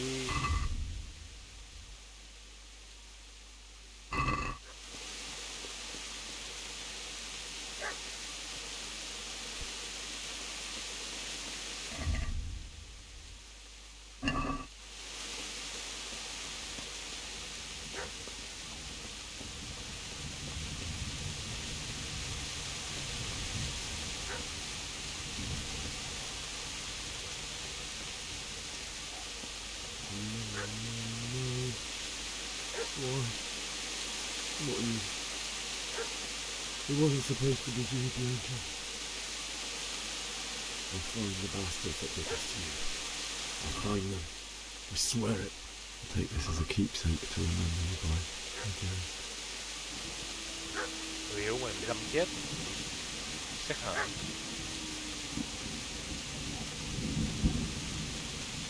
Má giờ tìm cái xẻng như một kim đáy biển.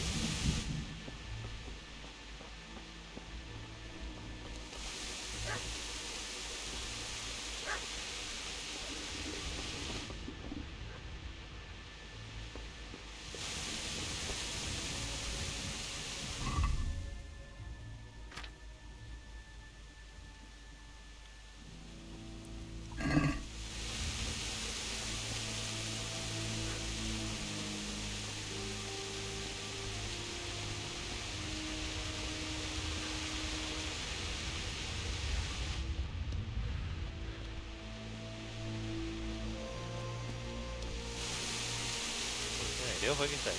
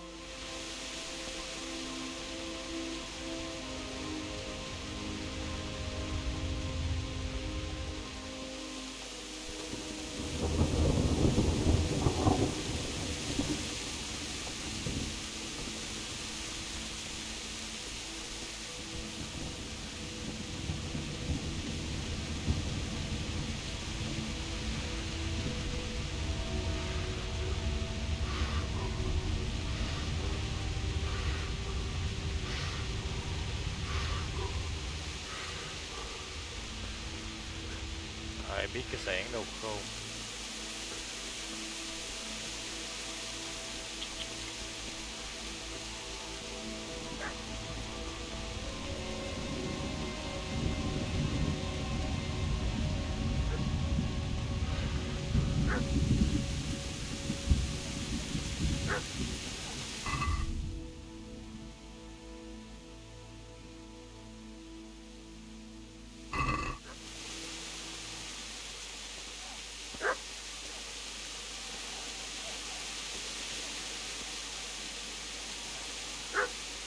Chó sủa đâu?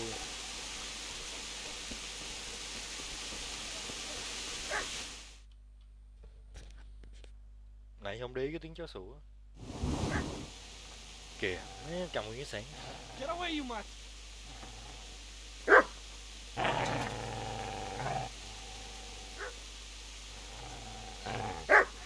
Get away, you beast! What's going on? Bishop? What in God's name are you doing? What do you think I'm doing? Digging turnips? The beast just went for me. Isn't that mutt the butcher's? Isn't that body the butcher's? Yeah, that's him. What's that got to do with anything?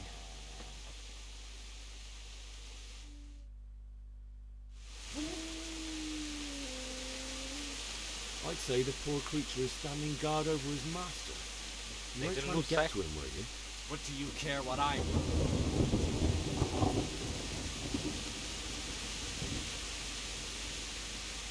I asked what you're doing here. If I want to confess, I'll go to the priest. Do you know what happened to Teresa when I fled the human prison? No, I don't. What do I care? They probably raped her and killed her. Mấy thằng chó này không nói chuyện được. How did you manage to get up? How do you think? You lend me that spade. What's it worth to you? I see you have a fine sword. Fine. I'll take the spade and you can have the sword. You can have it right up your ass. You think you can talk that way just because... Bullshit. I don't know. Suits me. I'll knock you.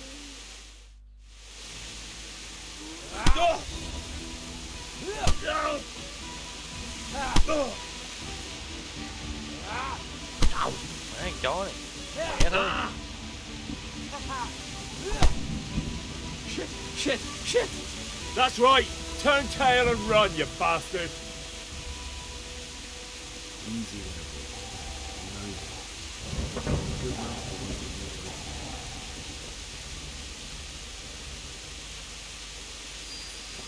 Móc kiếm ra kìa, má đấm nhau đéo lại.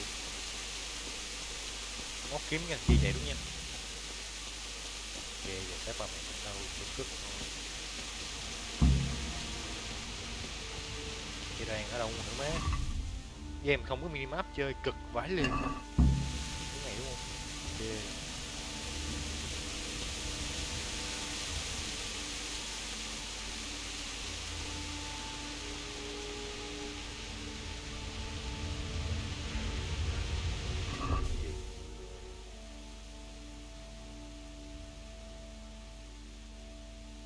Phải đi vô cái tường.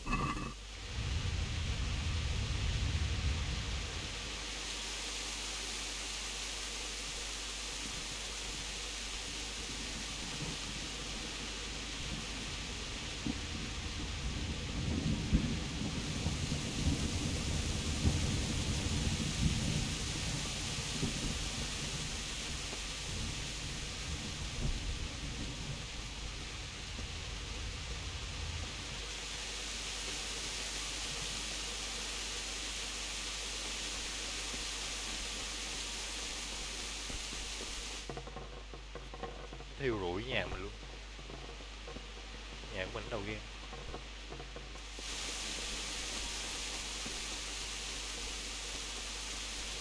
It's in a good place. You're gonna like it.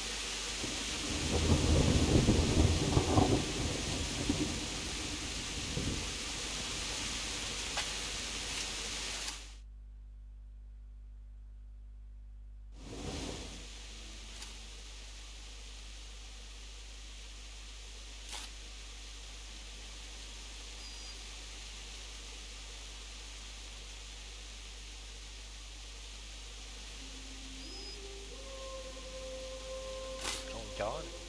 Con chó con bánh thịt.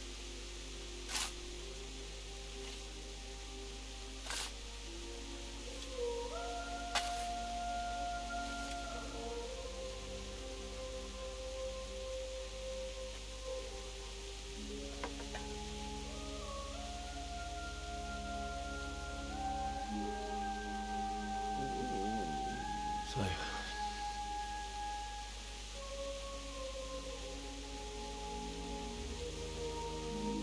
let's get to it.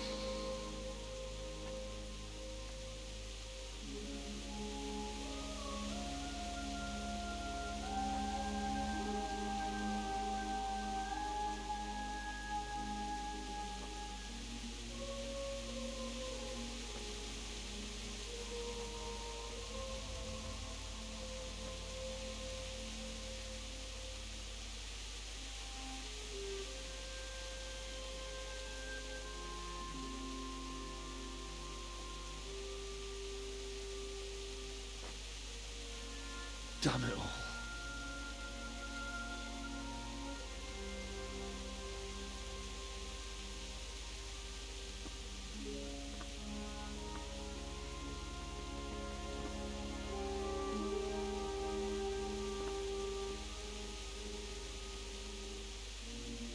How am I gonna do this? Do you need some help? Is that him? Yes. Yeah, we know him. Can't you see the sword? Who are you? What do you want? Zbyszek? Who do you think we are? Franciscan brothers? We're here to rob you of everything you've got. Especially that fine blade that's of no use to a peasant like you anyway. Banish the thought. It is my father's sword. Nó bị cướp kiếm. You Chó mean này nó here? chạy biết nghe nó chém I nó. don't think he's going to be needing it. Đấu lại hôm nay. Listen here, boy. You hand over that sword, I might just let you go. If not, you're in for a family reunion you really don't want. Leave me alone. Kill him, Runt! Aye. Cut the bastard down. as you like. Could have just cost you a few teeth.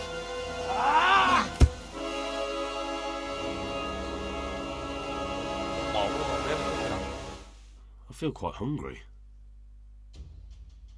Cái đéo gì mới vừa vô.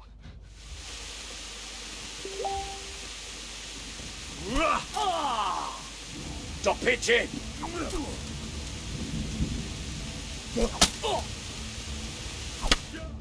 Vãi lồn.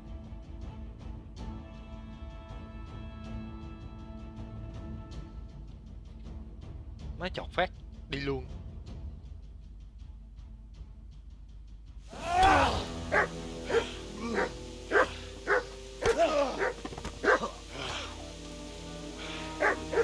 I told you how it would end.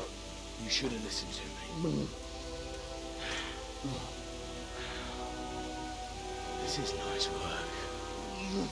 The chief is going to like it. Nó vừa kiếm cũng mất. It's new, isn't it? Now, for the maiden bloodletting. Surely your father never would have imagined it would be your blood. I believe there's a word for such moments. The old man would certainly know. But I'm just a common killer. Did you help make it? No doubt you did. Such miserable luck. To die by the sword you helped forge. Hey, gunfuckers!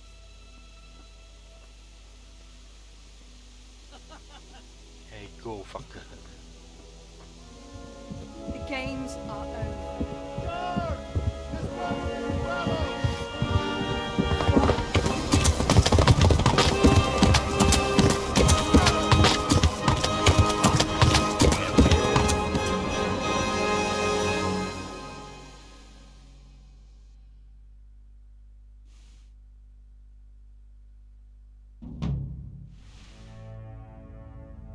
Thằng kia cầm kiếm chạy.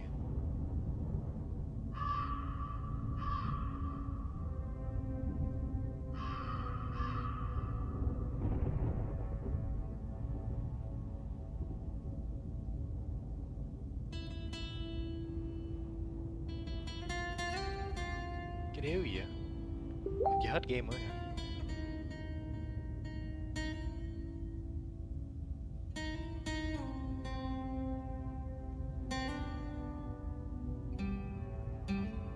Chưa chung mình mà là chưa hết.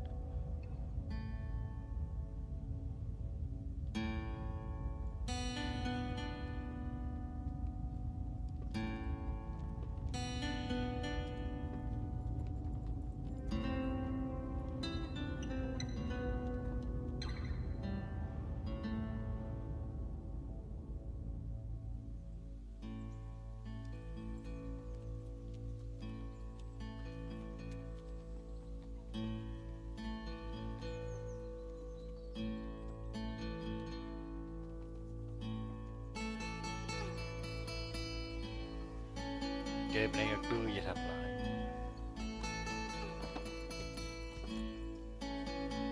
Không, mình không phải đưa về thật.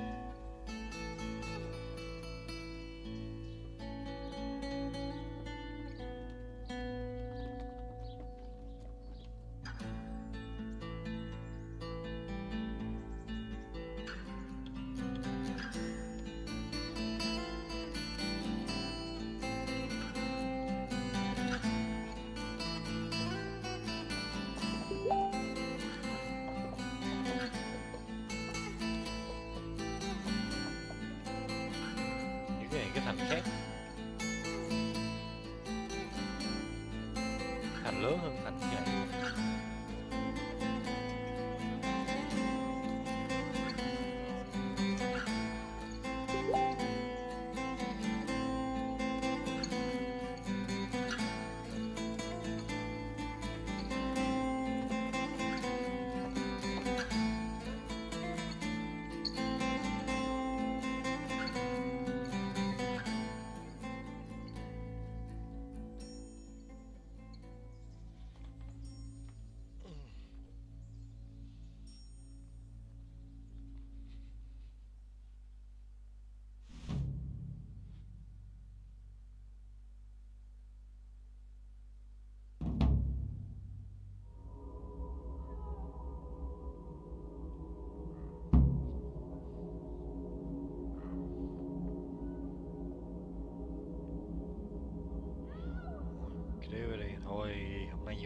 castle game.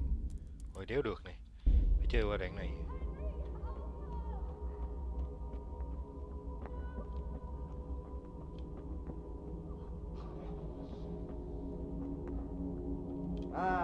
Itt épp egy malacka tévedt a disznőlésre.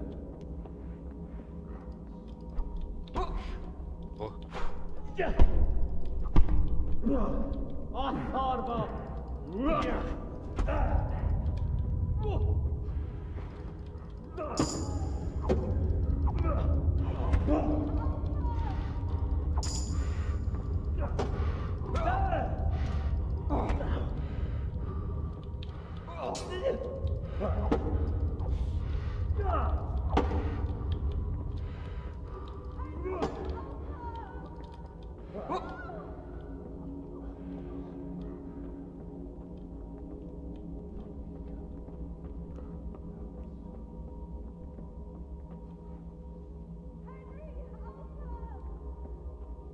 Tự kêu hoài thế.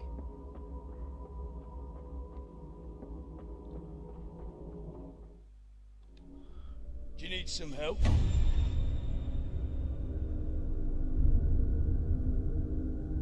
Do you need some help?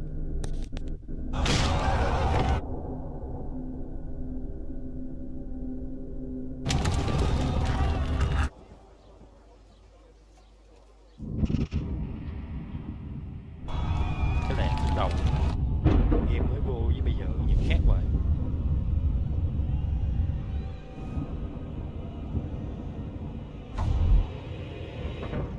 Henry! There's work to be done.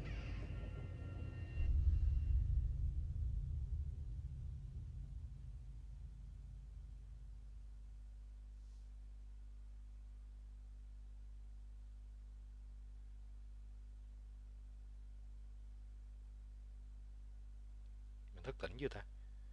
Cái khúc đó không cho mình sale. Nên thôi cố chơi tí nữa.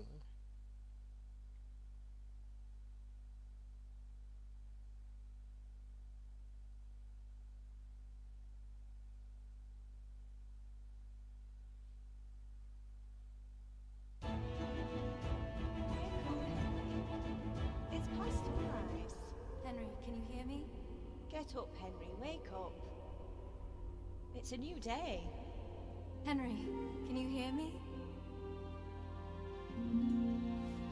Tỉnh con này tới xa. I thought you'd never Con nhỏ qua nhà mình đầu đinh đầu game. You having a Mình nightmare? mong đó.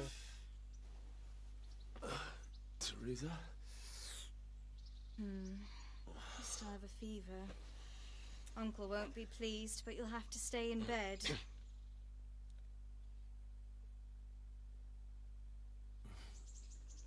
Where am I? We're at my uncle's mill in Rattay. I didn't know where else to go. What happened? You don't remember anything? I suppose that's not surprising. I found you in Skalitz. Why in heaven's name did you go back there? My parents, Don't worry. Thank you. Okay. Any good Christian would have done the same. Now sleep. You...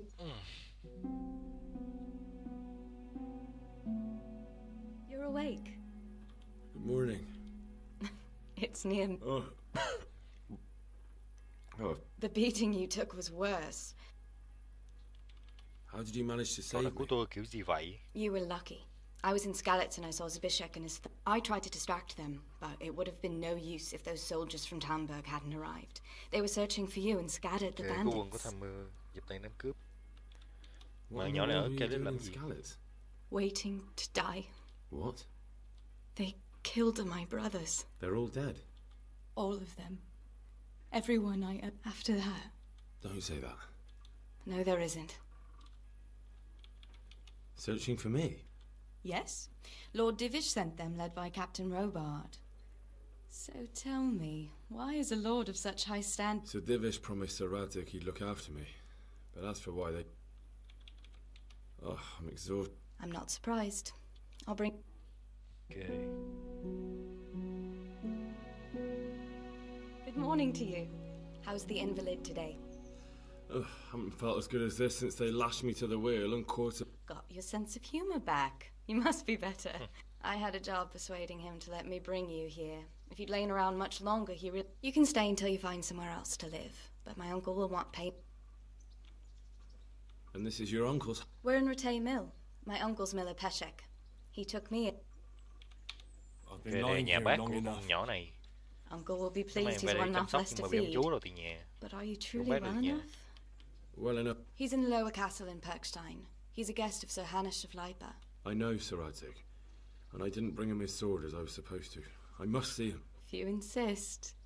You've been in your sickbed for over a fortnight while he paid the apothecary to tend to you. I've been lying here 2 weeks. Nằm 2 Better a tuần rồi. fortnight in bed than an eternity in the grave. I owe you both my life. All right. But before you go to town, you should eat something. You're still weak. Ok.